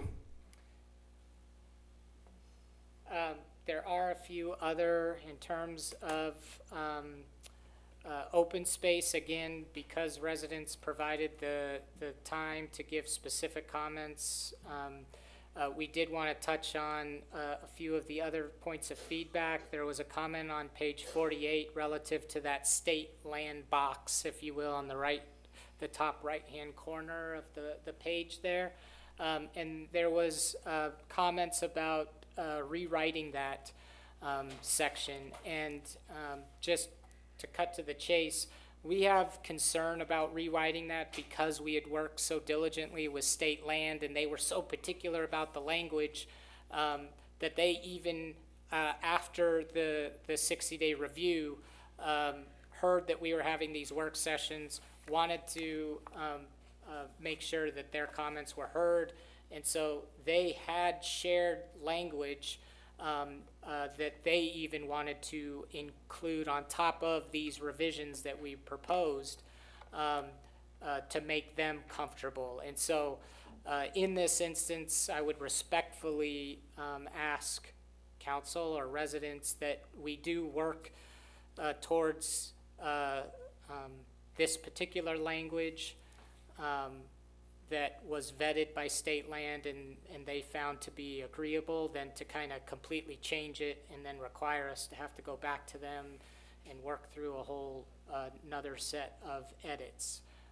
But that, again, is just our interpretation of the process of state land being working with us, and so I try to respect that, but also respect residents' input. But if there was any comments from council, I wanted to pause on that. Yeah, so could you remove that big block so I can see the original text? So coming into this meeting, I was agreeable to this change. But you bring in the State Trust Land Department. And so my question would be, by not putting it in here, what are we losing? And maybe that's a question to be directed to the person who made the suggestion. So could we ask the question? I mean, could I ask the person? I know the person is. That's totally up to you, Mayor. So Wendy Mattis, I believe this input came from you.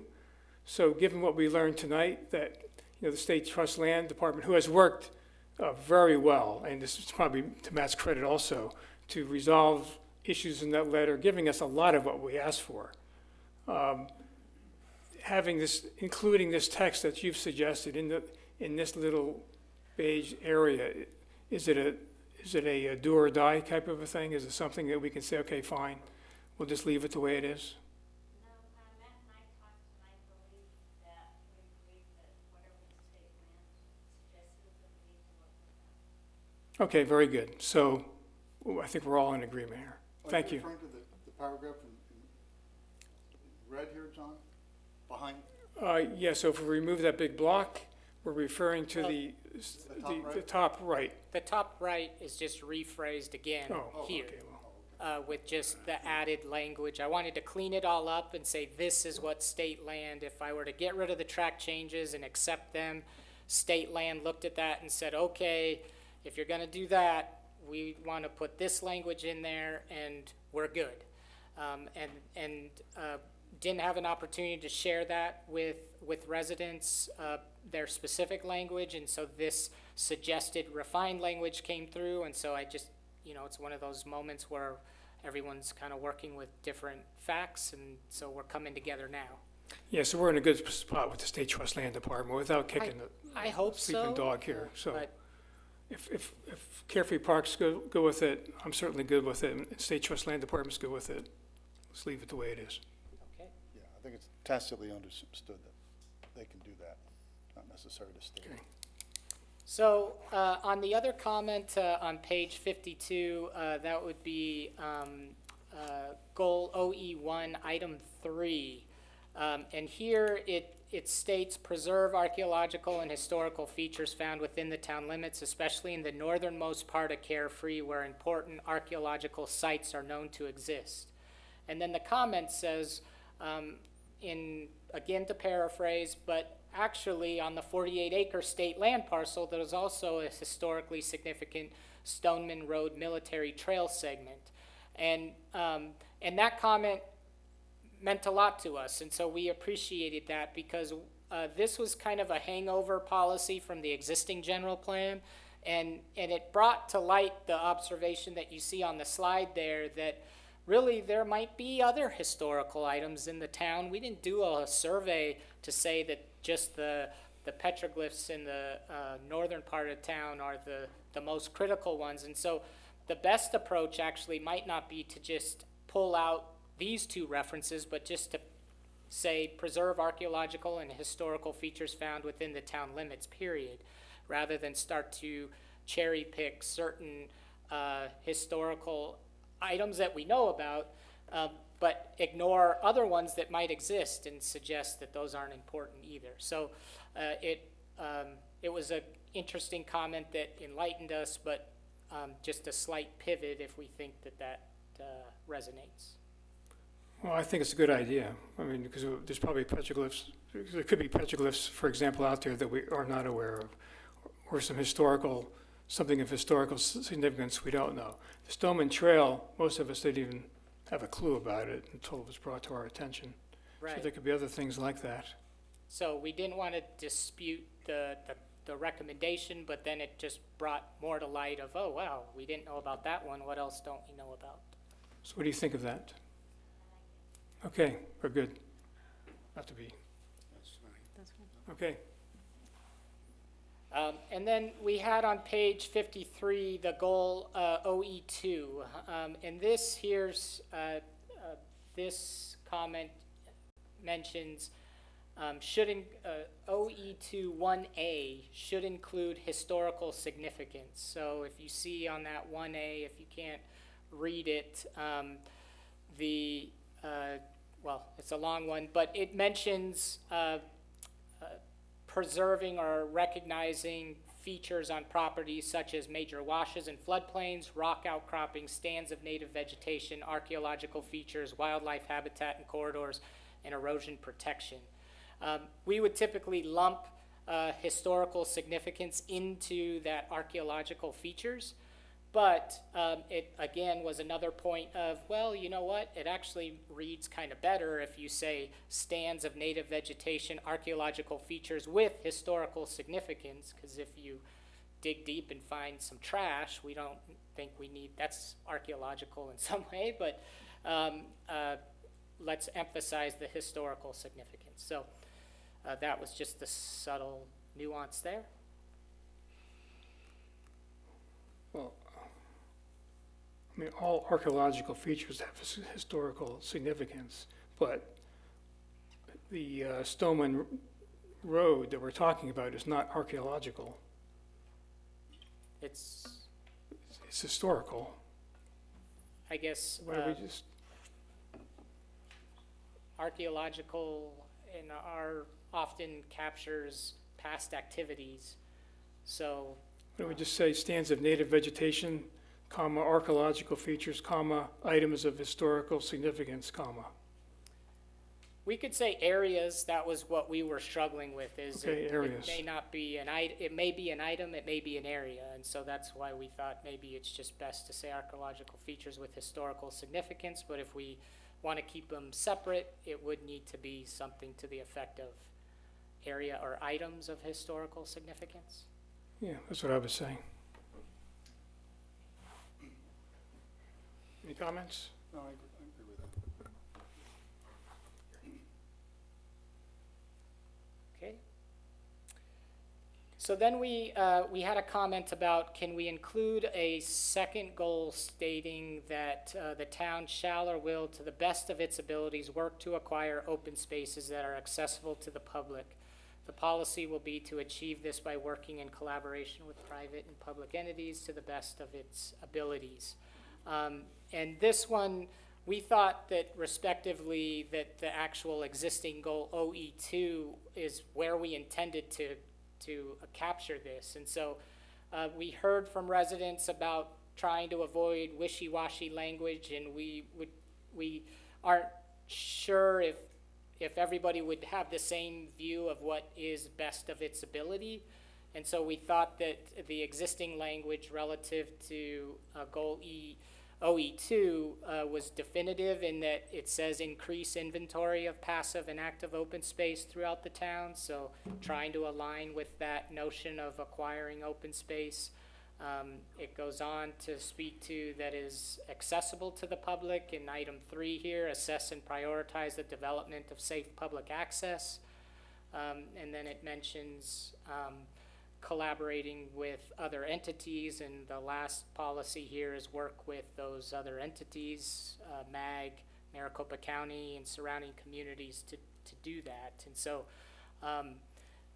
we're open to suggestions, but also trying to be succinct in the document and not repetitive, and we thought there might be a little overlap here in this particular comment, and wanted to at least explore whether this goal and policies align with that, or if there's subtle adjustments to get it to align with that. And once again, why couldn't that be integrated with the first one? Was it verbiage that different? Of working with open spaces and that whole discussion? I'm sorry if I don't follow, council member. Well, we just had a discussion about open spaces and definitions and where they are on the map and so forth, potential acquisitions, et cetera, and funding. Why are we restating it here that we're gonna look for additional spaces and? Well, in sequence of the general plan, the document has a series of goals, and then those goals and how we're going to support them or achieve them are guided by a series of policies. And so those are stated first, and then what I think you're referencing of the open space conversation, those were action efforts. Those are the last part of the implementation of the general plan. So the general plan tries to identify what are our goals and our policies to reach those goals that roll up to the vision. Then the implementation, the last chapter of the plan, identifies, well, here's some actual action efforts we can do to help achieve this goal. So to your point, those action items are proposed in order to help arrive at achieving this goal as it's stated. Okay. So they work in tandem, if you will. Just a side comment. We did that, but then we turn around and we have these 50 acres and we make no comment, no effort, no review, no discussion of property we already own. That's open space. That just seems a little odd.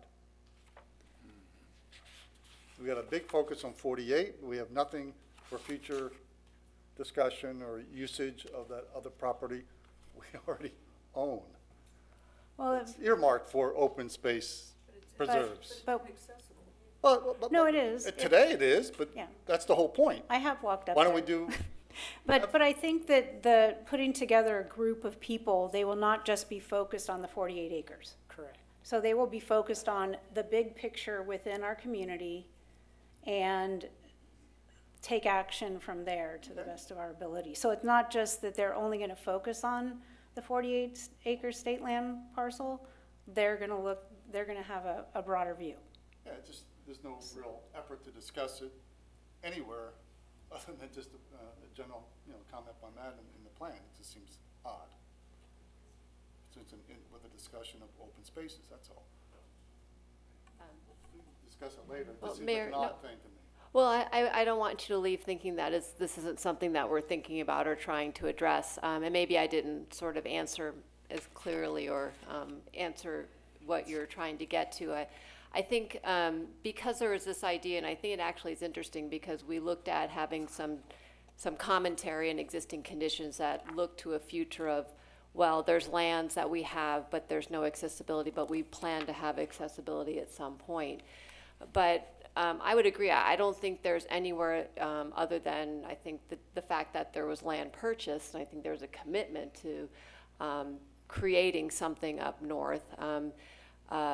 But it hasn't been discussed as to how. And it's interesting now that we have sort of this, I don't want to call it a competing effort. I think they should come together. They are kind of sounding like they're competing, but I think as Councilmember Amoroso is saying is that I think our general plan now, the way it's stated, is that there's going to be a collective discussion of how to create either acquiring certain pieces of property or providing for accessibility, even to the spaces or the land that we think has accessibility. I mean, there still has to sort of be this collective discussion of all of our open space as to how we want to proceed of providing access to the north or acquiring and creating a park in the center of town. So I think it's stated there in the stakeholder idea of saying, yes, we need to have this conversation collectively. So it's not dismissing the 50 acres, it's including it with an overall conversation of a potential 48 acres in town as well.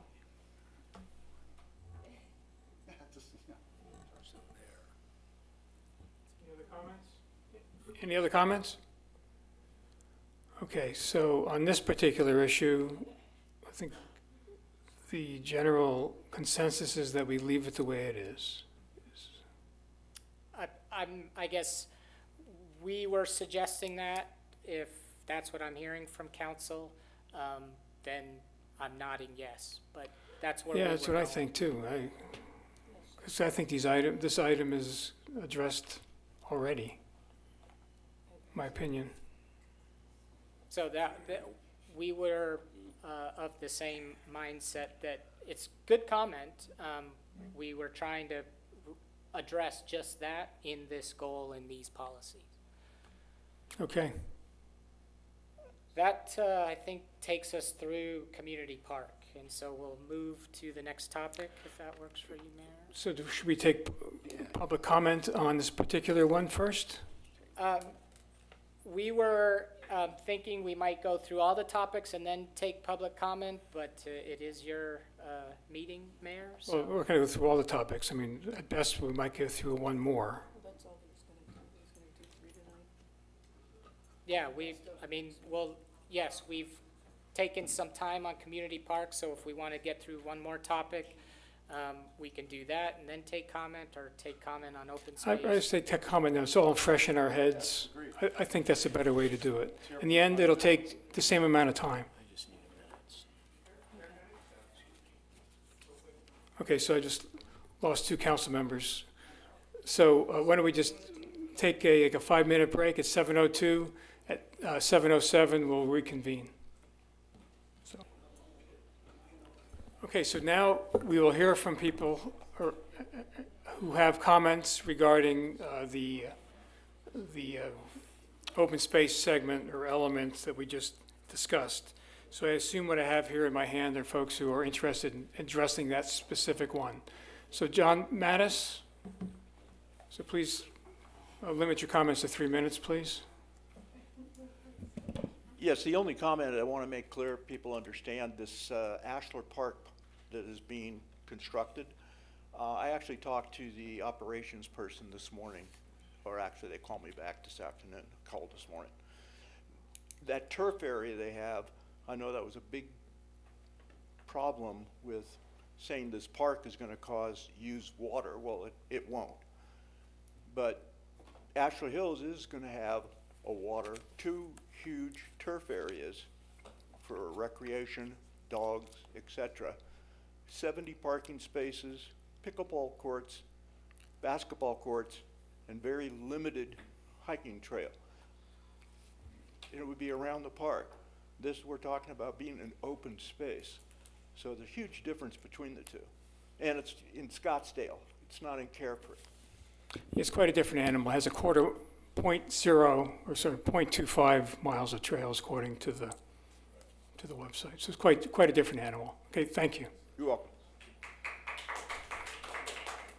Wendy Mattis?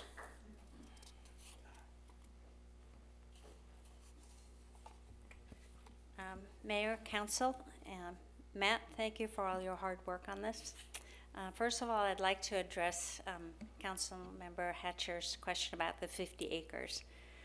This was based on a conversation that I personally had with Vicki Preston at Desert Foothills Land Trust about the 50 acres.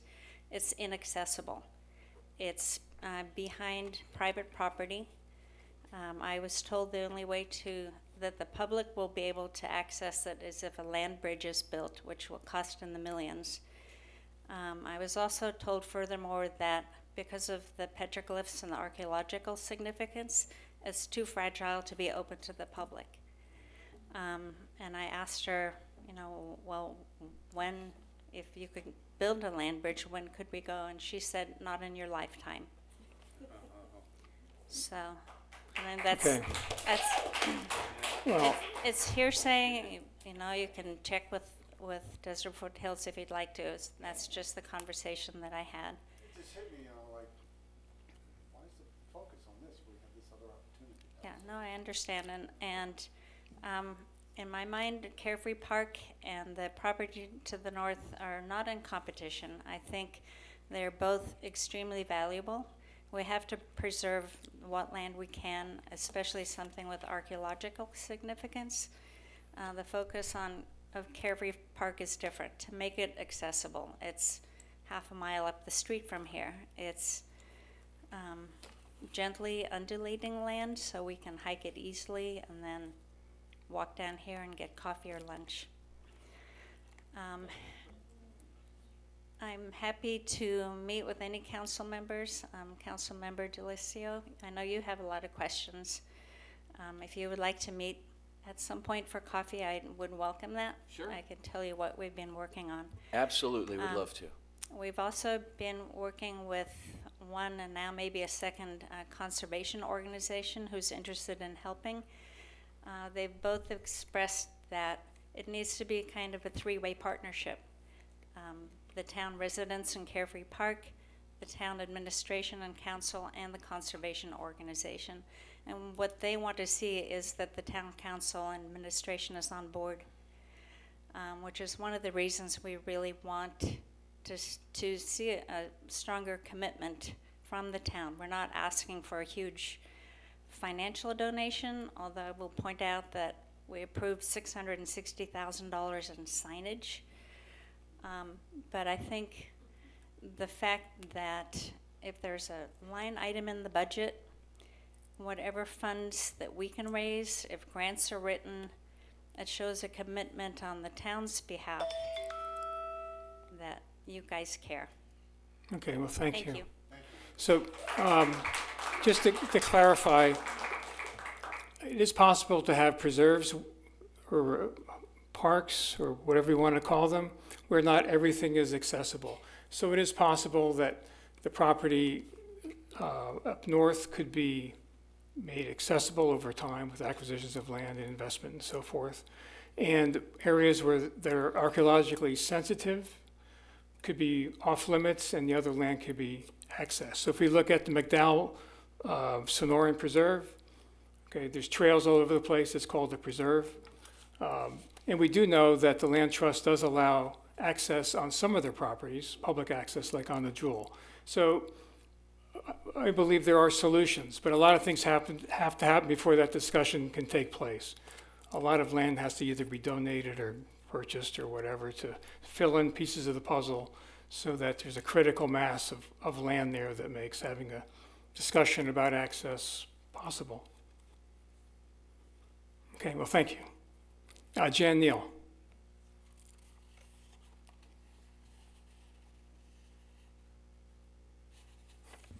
Good evening. Mr. and Mrs. Mattis basically said a lot of what I was going to say, but I'll add a few more points.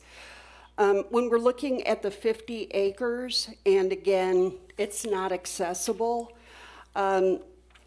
obviously that's an issue, but in addition, the 48 acres, the proximity to the town center, and just the geographical location within our small 9-acre town of Carefree would make it a bit more accessible as well. The city of Scottsdale, Ashlar Hills, that park is apples to oranges, with the 48 acres having 16 times as lengthy of trails. And then those 8 pickleball courts and a large basketball court and 70 cars in the parking lot. And then to address Council Member Amorosa's spending priorities, while we're in the budget season, let's keep in mind that when we're talking about the general plan and what the residents want, let's just be mindful of any pet projects. The sign project, I can't believe that keeps living on and on and on. I thought that would have died a long time ago. So, you know, I can appreciate fiscal responsibility, but this general plan is an opportunity for us to underscore in a very, very big way what we really want as residents. For those of you that have not been to the carefreepark.org website, it is a good education as far as the spirit and just what we're trying to accomplish with that, and the true open space versus some organized park with turf and things like that. So that's about all I'd like to say. Great, thank you. So maybe, can we talk about this? Okay, Jan, maybe what I would suggest is that you speak with some of your friends that are on the signage committee and the purpose of the signage in terms of helping the center of the town improve its economic vibrancy. So that's an investment that we should see returns in terms of revenues coming in to be able to provide services for town members. Can I finish my 3 minutes? Sure. Since we're getting a dialogue. That's a good suggestion. I think one of the key points that's come up multiple times is the fact that we have such a very small town center that realistically, how much more business is going to be brought in with signage, it just seems like overkill. If I could Well, just, that's your opinion. if I could It is just- my if I could opinion, just- that's why I'm here. If I could just interject, the signage plan is mostly to get people into this town. It's to let people know that there is a town in here. You don't drive through the town. It's very easy to drive past us. $660,000 worth of signs to get people in the town. How many signs is that, like 3 or 4? Stacy. Yeah, but let's put this in perspective. But We're Mayor- going to spend $660,000 one time for signs. If the town agrees to engage in some perpetual maintenance of a park, that's $200,000-300,000 a year into perpetuity. So let's understand the bigger picture. No, wait a minute. Let's understand the finances involved. One-time expenditure versus expenditures into perpetuity. That's what the concern was when we were talking earlier. And I know you don't want to hear that, but that's just finance. How do you know it's 200 to 300,000? Mr. Mayor, if I Because might. that's some of the, Mayor. Yes, sir. We're not, this is not agendized to talk about the sign project that was already discussed. We just need to be focusing on the general plan draft and comments relating, right now we're talking about open space. Good point. Okay, Thank so we'll have, there'll be ample opportunities to talk about signage. It hasn't been approved.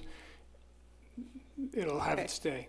My But opinion, anyway, just thank my you. opinion. Thank you. With regard to the to the state land and the fact that, we spoke of other parcels. We're less than 2 years off of having a public safety tax that was on average $56 a month defeated. What's going to happen when Rural Metro comes back after this current contract and we've dedicated dollars? No, I have a point. We've dedicated dollars to supporting maintenance of a trust land project when the tax issue is going to come up again. Will you approve a property tax, if we commit dollars elsewhere? Yes, no? I'm not trying to strong arm anybody. I'm asking a simple question. I'm asking a question. Okay, Counselor. I just want to make sure we get back to the general plan discussion. And Which it is a general plan discussion. How do you replace parcels that could potentially provide revenue to the town to avoid a property tax, which was recently defeated less than 2 years ago, that would have helped to support public safety? Something to think about.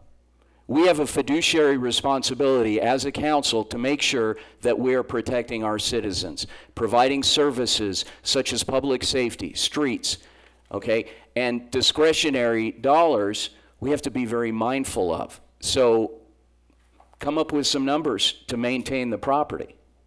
Do you have numbers? Yeah, we actually do. Okay, how much per year? Mayor, So I think that's a good time. Ariane Buser, you have a slip. You may be able to even talk to the topic. Okay. I don't know the exact numbers, but I know it's... Yeah. So please, I'm converting. That's what I thought. Yeah, okay. Oh. Okay. Hi, thank you, Ariane Buser. Oh my gosh, this topic of the park has got me really fired up, and I've been up here speaking on this a lot. So, Councilman DeLisio, DeLisio, excuse me. I get my name mispronounced all the time, but I apologize. Honestly, if you had taken the time to actually listen to what the residents have been saying about Carefree Park, we are 100% not what Ashlar Hills is going to be. We want to preserve the land, have some low maintenance trails there, maybe have a restroom, which is required by Arizona. But I think our maintenance costs, thank you, Wendy, for the number, $75,000. That's what they're estimating, because we're not having a pickleball court, a turf, or anything like that. We're having low maintenance trails, which, by the way, I think we could have community work days to help maintain. And there are also grants that we can get from the state, the grants that will actually help us come in and build restrooms and help maintain the trails, things like that. And we have spoken to a lot of people from those Arizona State Trails organizations that have talked to us about the grant. So if anyone have ever listened to what we're actually saying, or have bothered to go to the carefreepark.org website, all of that information is there. So, and also, by the way, just pledges alone and donations, we have already raised over $1 million. We haven't asked for a cent from the town in the budget. Okay, we are working, the people of this town realize that open space in Arizona, as I'm sure you've all seen through Scottsdale, my God, Phoenix is a concrete jungle.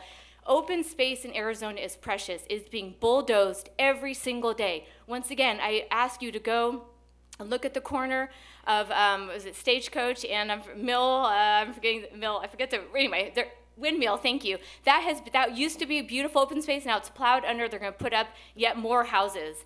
We want to preserve this piece of precious Sonoran Desert ecosystem with the old growth saguaro. They're at least a couple hundred years old, easily. All of the flora and fauna there. Our area around here is being plowed under so quickly, and if we don't protect it, no one will. This is our one chance to try and do something for the legacy of this town. We urge the town council to realize how important this is to residents. It's just up the road, 4 miles of beautiful walking trails. I mean, honestly, what more could you want? This will actually bring people to Carefree. People love to go to get coffee and a lunch after having a beautiful walk in the Sonoran Desert. That's a great way to monetize it. The bike place could rent bikes to have people go out there.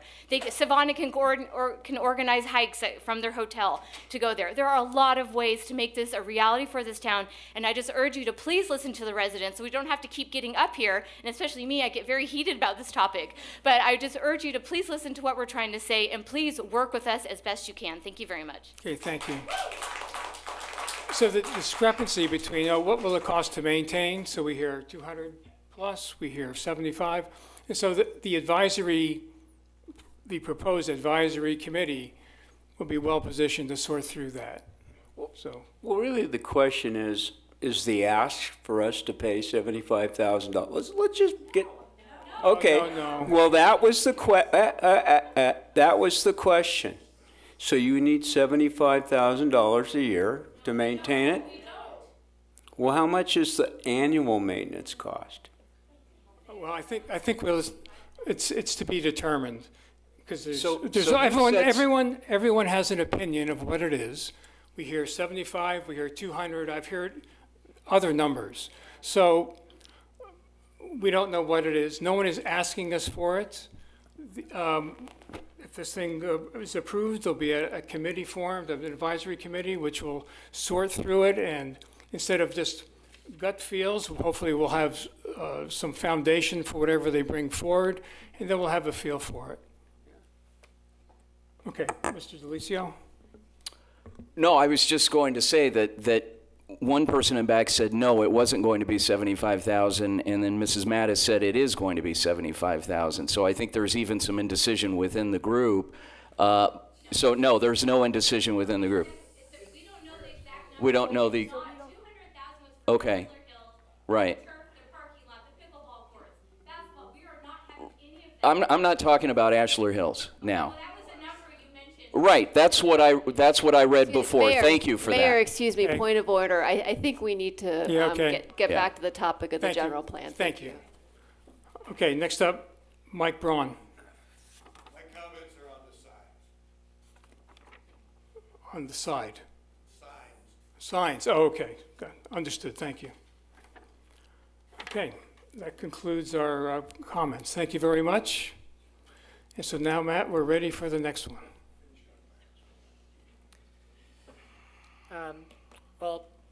The next topic that we wanted to discuss is the Carefree Water Company.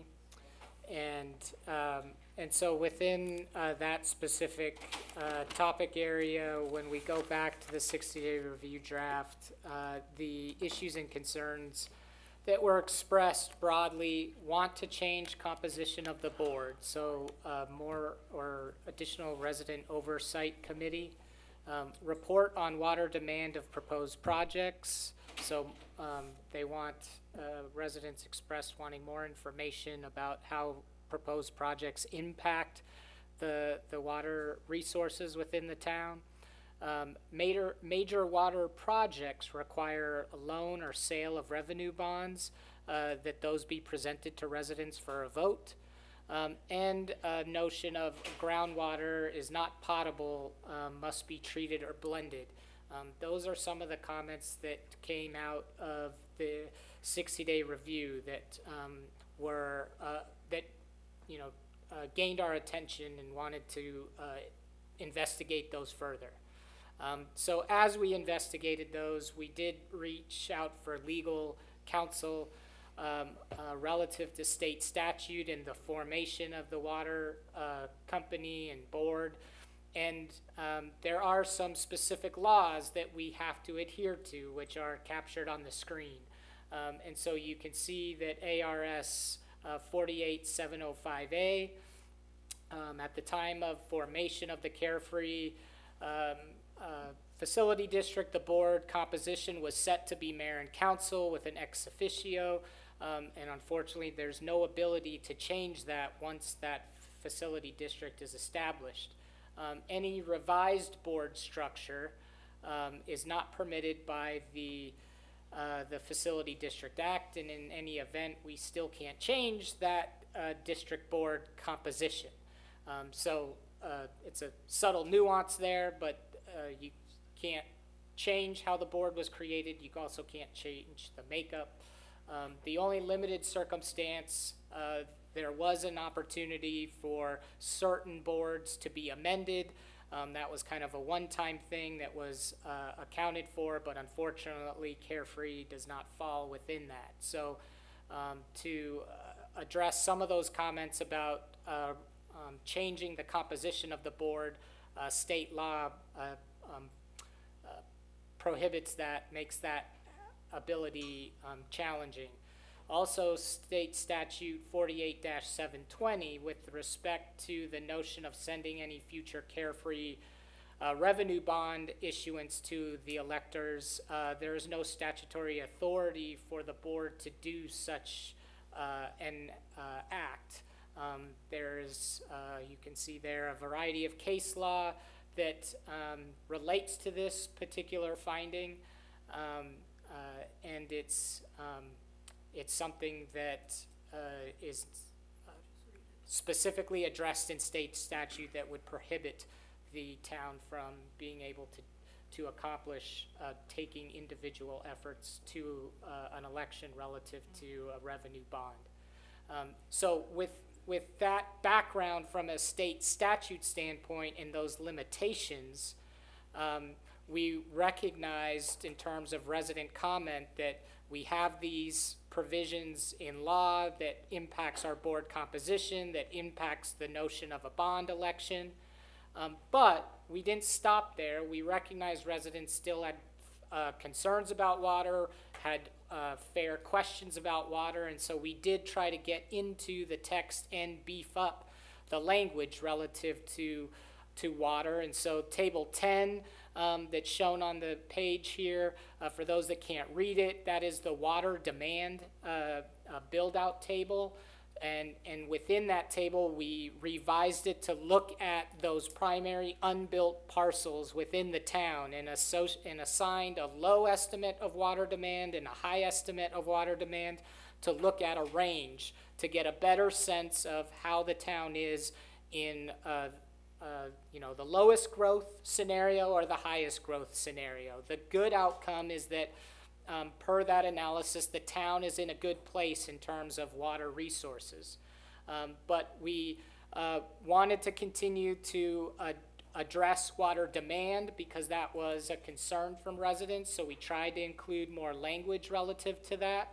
We also, on the other side of the page, on the right-hand side, heard comments about water quality and blending of water, and that we coordinated with the Carefree Water Company to confirm that the wells in town are safe, and that there's not a requirement for blending or treatment for those wells.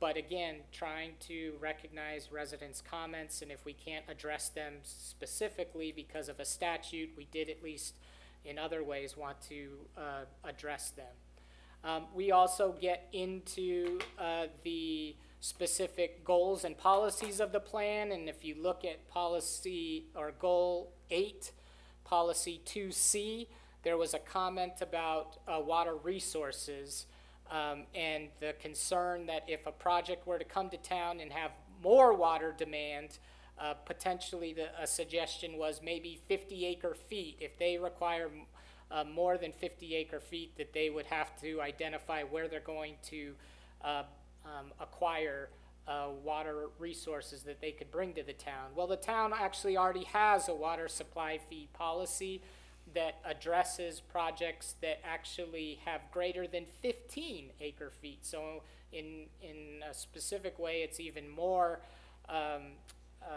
demanding than the original suggestion. And so here we think, again, there's traction in a common thought process that the town is already considering projects that have higher water demands, and so we wanted to clarify that in the document to capture where we do have synergies already in place.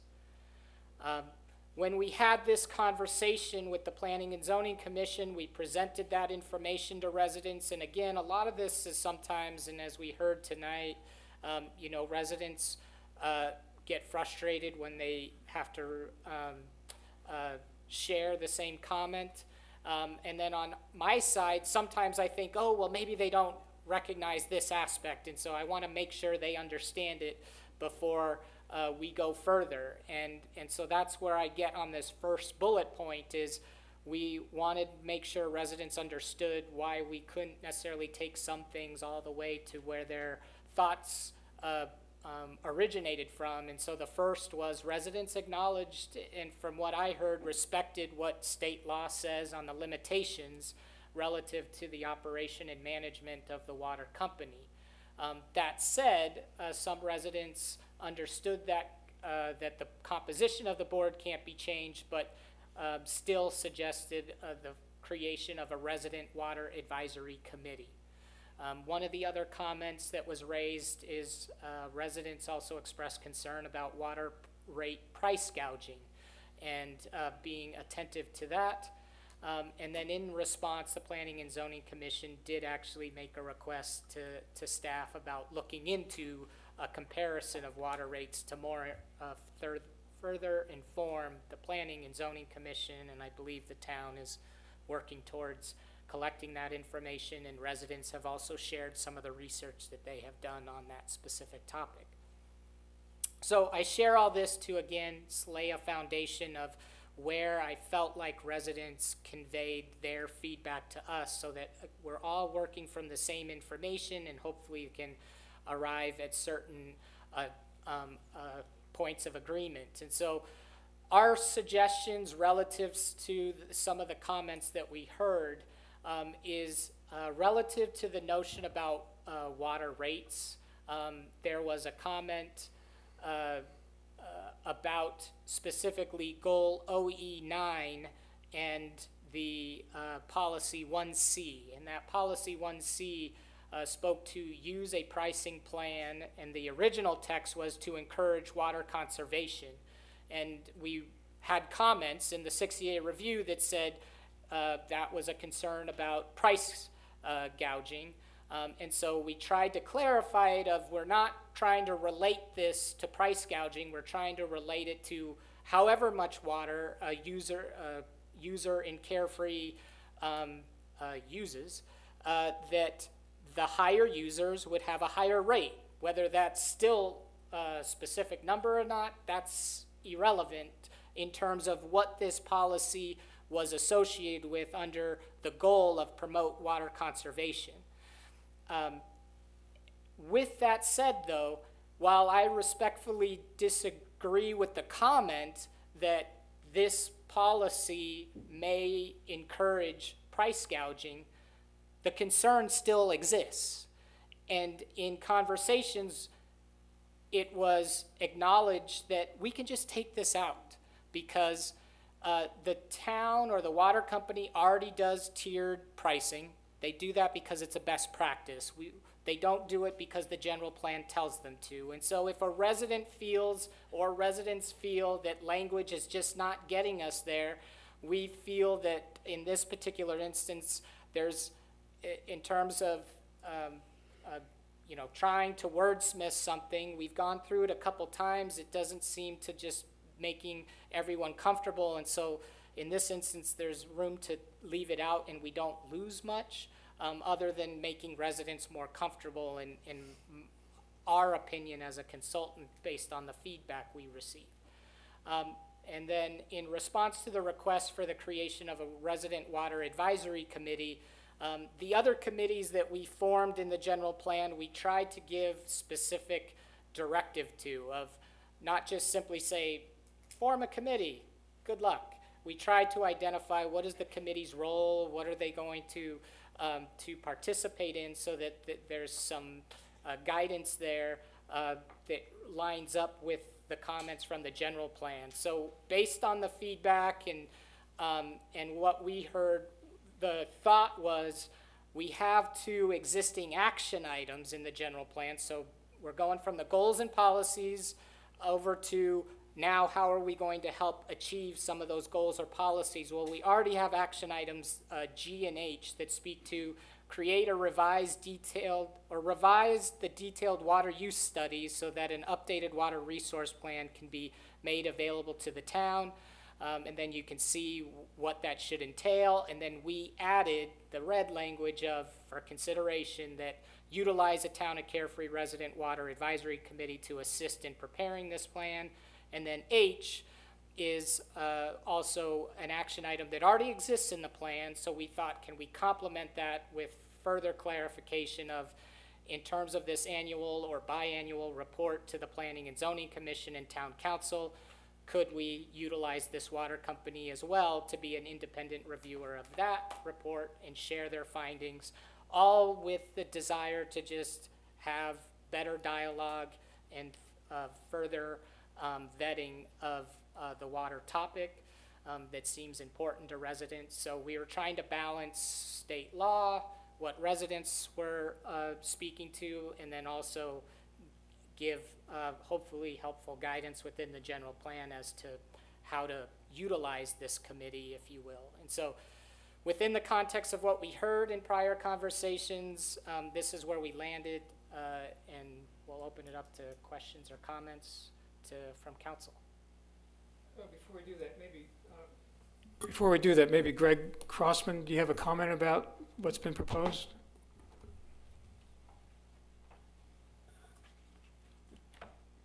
Mayor Crane, members of the council, Greg Crossman, General Manager of the Carefree Water Company.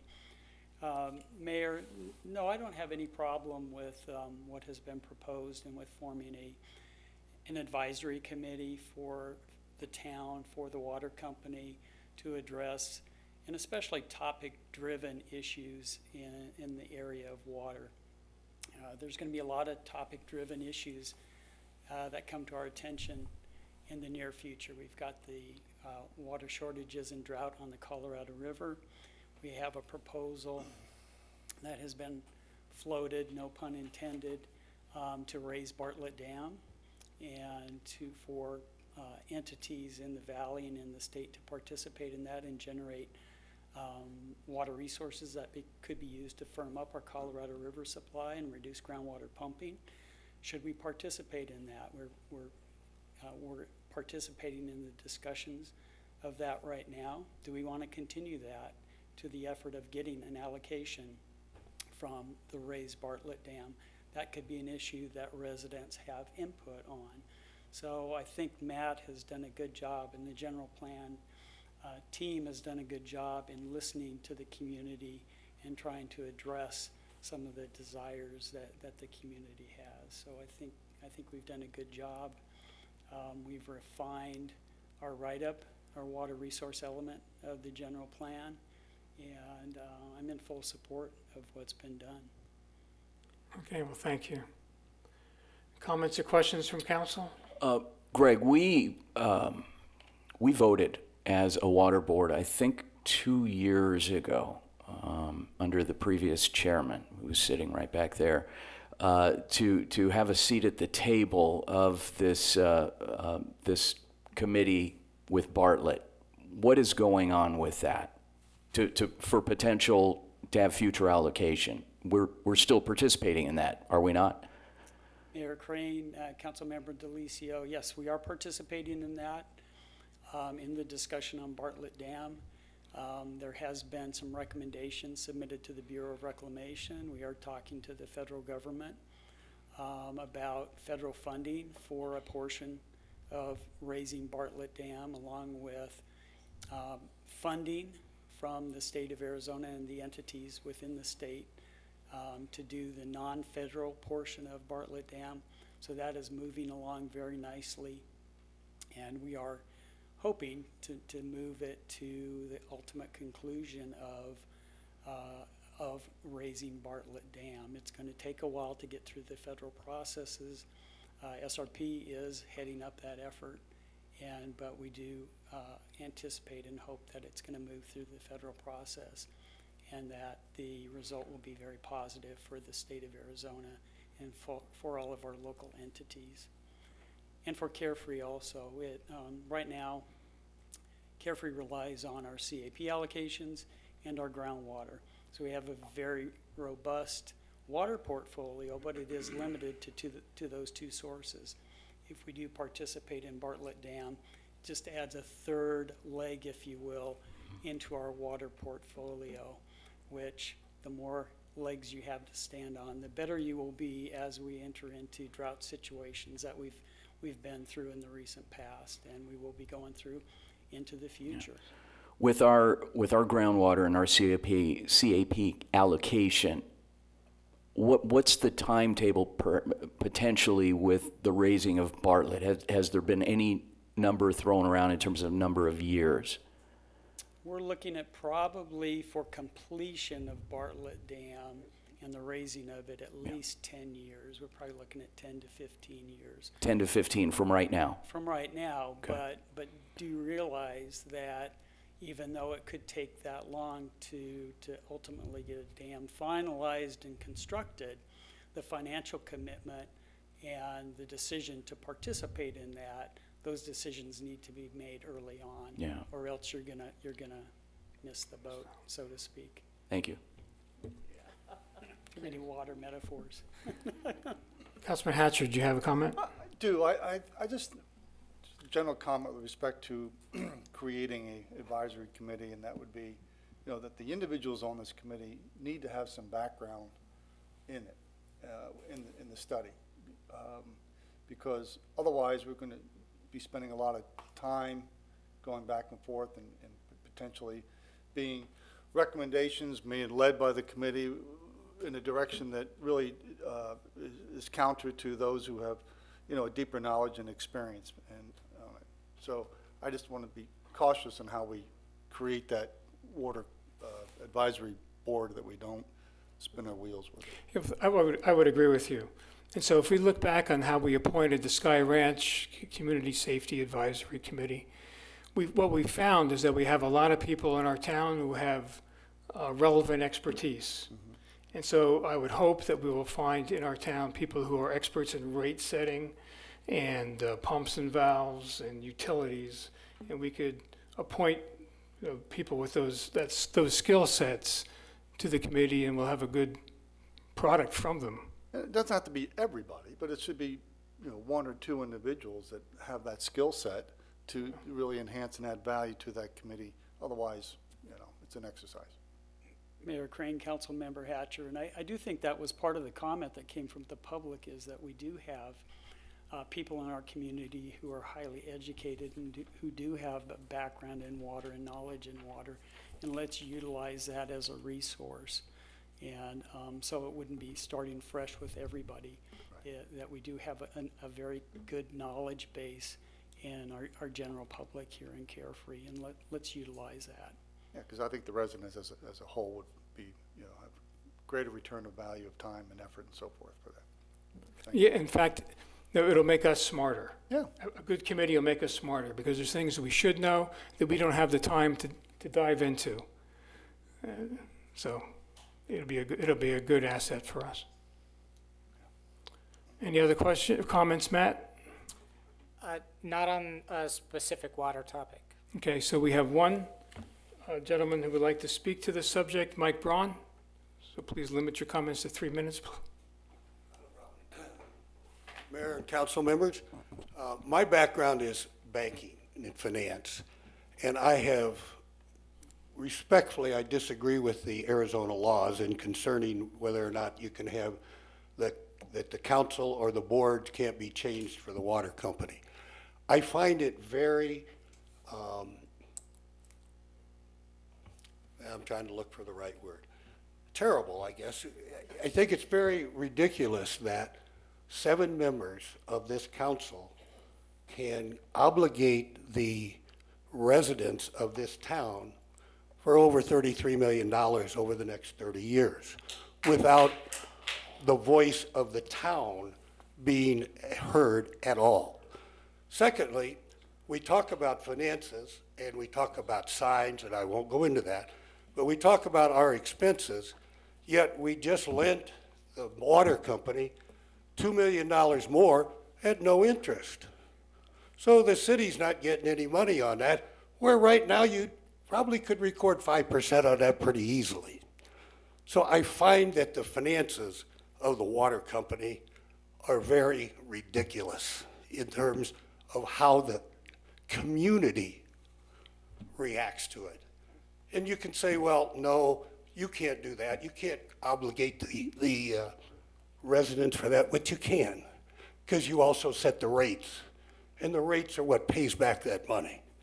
So you 7 people have obligated us for now 33, 35 million, you pick the number, okay? And I think that's wrong. My comments. So let's just clarify, so I don't oppose a water committee.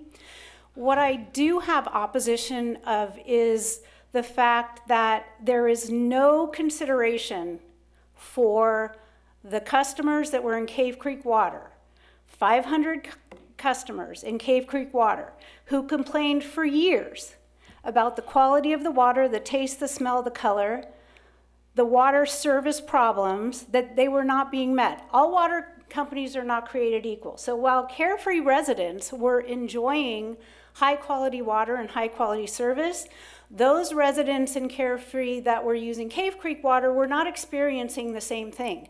So I'm opposed to this entire process that completely ignores the fact that there were years of complaints about the quality of water and service. And it is not unlike what we saw when we helped facilitate the decommissioning of the wastewater treatment facility in the Boulders.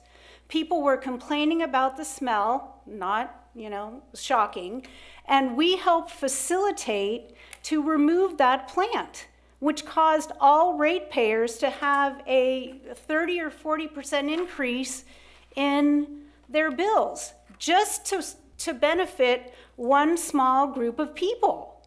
So we cannot discount. There are meetings that are online where Candace read, I don't even know, like 100 comments from people. There were public meetings that had over 100 people attending them. And there were elections where people were elected that were supportive of the water consolidation project. And in the last election, once again, I fully acknowledge that I was in support of that because I had done the background and understood the history of it, that the community resoundingly said no to removing the water tank. So these were real issues that people were confronting, and we as a town were helping to facilitate to bring them into a better situation. So that cannot be ignored. I'm not trying All to. due respect, You are ignoring it. Mr. Braun, all due respect to you. Your comment, you 7 people. I've been here the whole time throughout the process, the public meetings that were held when all of this started, start to finish. This started in 2018. You 7 people. You 7 people are elected officials that are appointed to a board to oversee and have a fiduciary responsibility to protect our town, all of our residents, not just, and I'm on Carefree Water. Why should I care? It didn't affect me. But we have residents on the west side of town that are part of our community. They are part of our community. And there are several of which that are in this meeting tonight that complained about as things that Councilmember Amoroso said, smell, color. You can't drink that stuff. The taste, letters coming in the mail from Cave Creek Water Company saying, don't drink it. We don't know if it's going to be, going to cause birth defects. I think you're carrying it just a little too far. Okay. No, I'm not. What I'm not is- taking it too far. I'm not taking it, and I believe your time is up, by the way. My time is not up because you've used it. So, Point of order. so again, We're getting off topic again. I'm responding to the comment of you 7 people are making decisions without us knowing, without being transparent, and it was a public process, very carefully vetted If it'd been a through public months process, and months you and would have had a years. public One at a vote. time. If you'd have had a public process, you'd have had a public vote. 7 made that decision. No vote. 7 people made that decision. That's right, for the and betterment of our obligated- entire community. May I Our speak? entire community. May I Don't speak? Is he over- done? Please. Okay, Mr. Braun, This is a go ahead, sir. conversation. This is a It's a conversation. When I say you 7 people, it could have been different 7 people.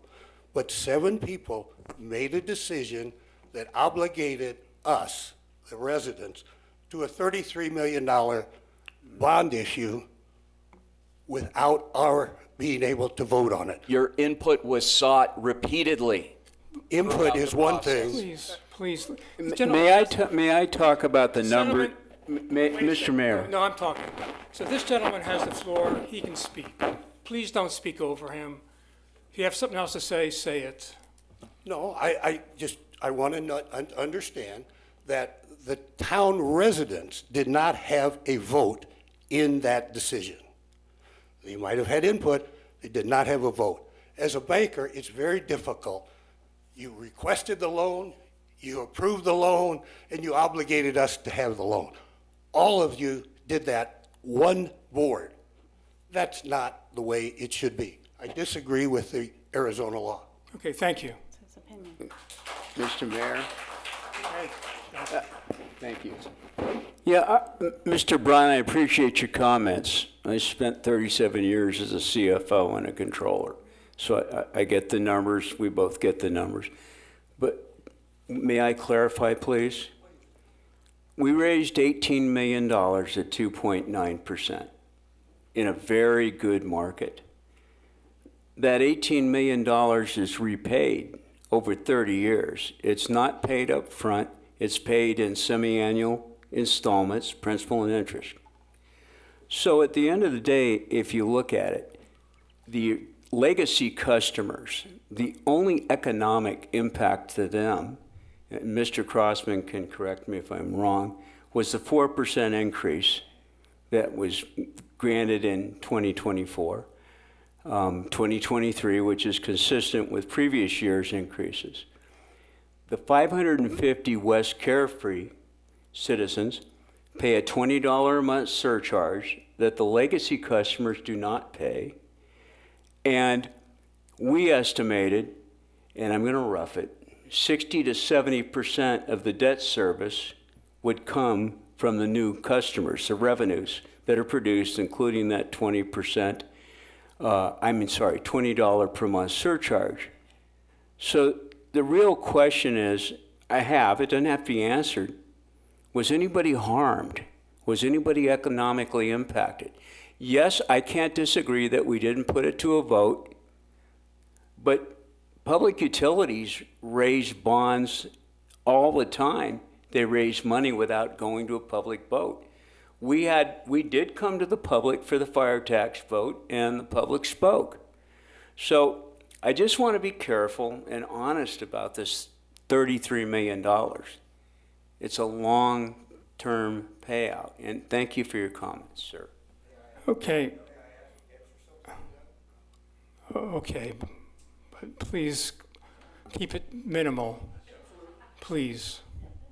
I totally agree with you. The bond issue was put out at a great rate. There's no question about that. No one has an argument with that. The point is that the townspeople were not involved in the decision. It's not true. And have I got to speak? The other thing is that when you say that the revenue from the 550 customers plus the extra $20 a month will pay off that, you're not taking into account the cost of the water, the cost of the maintenance for those 550 people. Okay, thank you. Okay. So it's not true that we did not take into consideration the town's people. That is just not true. I mean, people were elected to make this decision voting for water consolidation. So to say that it was not, we didn't take into consideration what the public wanted that's just not true. I think it's a function of definition. So what I'm hearing is taking into consideration public input requires a vote. Well, there was no vote, but there was a series of public meetings, input was taken. Much else to say. People voted for the people on the town council. That's correct. And most of the people during that election were voted because of their stance on water. No, Well, they got elected. Okay, And what just else? One closing comment on that. Mike, we lost Sprouts because we didn't have the ability to provide water to the northeast corner, which cost us probably $500,000 to $800,000 a year in revenue. We lost it. So we lost it because we did not have control of our water system in its entirety and the ability to control our economic development. If you were in our shoes here, what decision would you make So we went forward, and my point of this my comment is, it's not just for the 520 residents. It was for the entire town, so we could control our economic growth without any more business like we had run into with Cave Creek. So if we had done that prior to that opportunity, we'd have $800,000 more in revenue to provide services for the entire community for 30 years. We missed it. We're not going to miss it again. So that 18 million we spent or borrowed, once we get that developed and that revenue coming in, we're going to have a return on our investment. Because once again, that 18 million was borrowed funds. It wasn't spent. We invested it in the town. That's what we did with it, to benefit the town long term. That was the biggest driver in my eyes, because in why we did that water, the drive for the water network, not just for the 520 residents. And I want to make sure that's good. Okay, good Thank comment, you. Councilman. That's enough. Okay, Mr. John Mattis?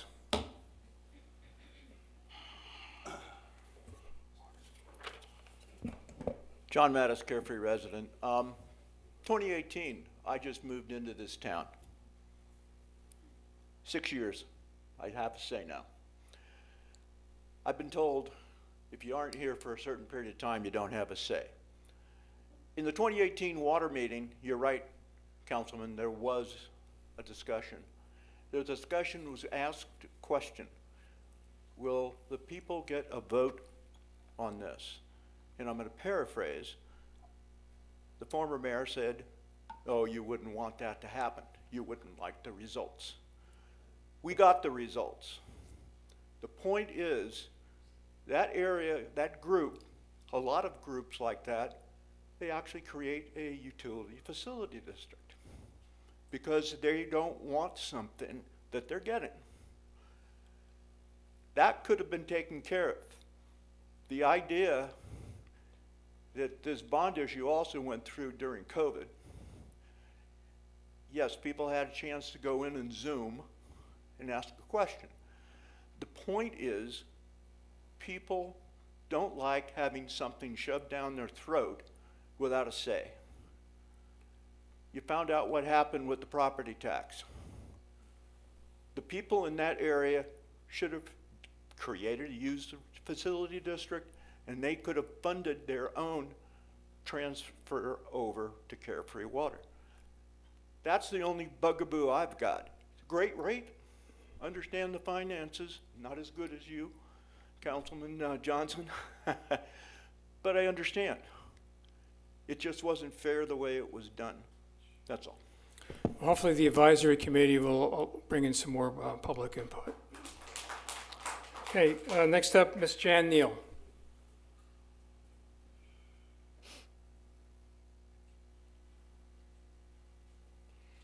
Jan Neal, Carefree resident. Regarding the composition of the advisory committee, I heard a comment about making sure that they were qualified and knew something about water. I think the opportunity exists for a really good cross-section like finance and other perspectives. And with all due respect, one could ask, and I'm waiting for a reaction here when I say it, I don't mean to be rude, but what qualifies you all or whoever in the past, what do you all know about water? So I don't mean to be rude, but you know, everybody has something to bring to the table. I think the residents feel a bit bamboozled because we kept hearing $18 million for the water project. 18 million, 18 million, 18 million. That's what was sold. That's what was communicated. Now we're talking about 33 million, 35 million.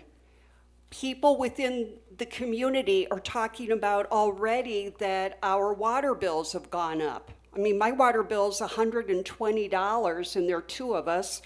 We don't have any grass. We don't really water our plants. So there's a real concern And it gets back to what I've talked about before, which is trust. And the other thing I'd just like to say as an aside, the landscaping, welcome to Carefree. Look at the water tank and look at that landscaping.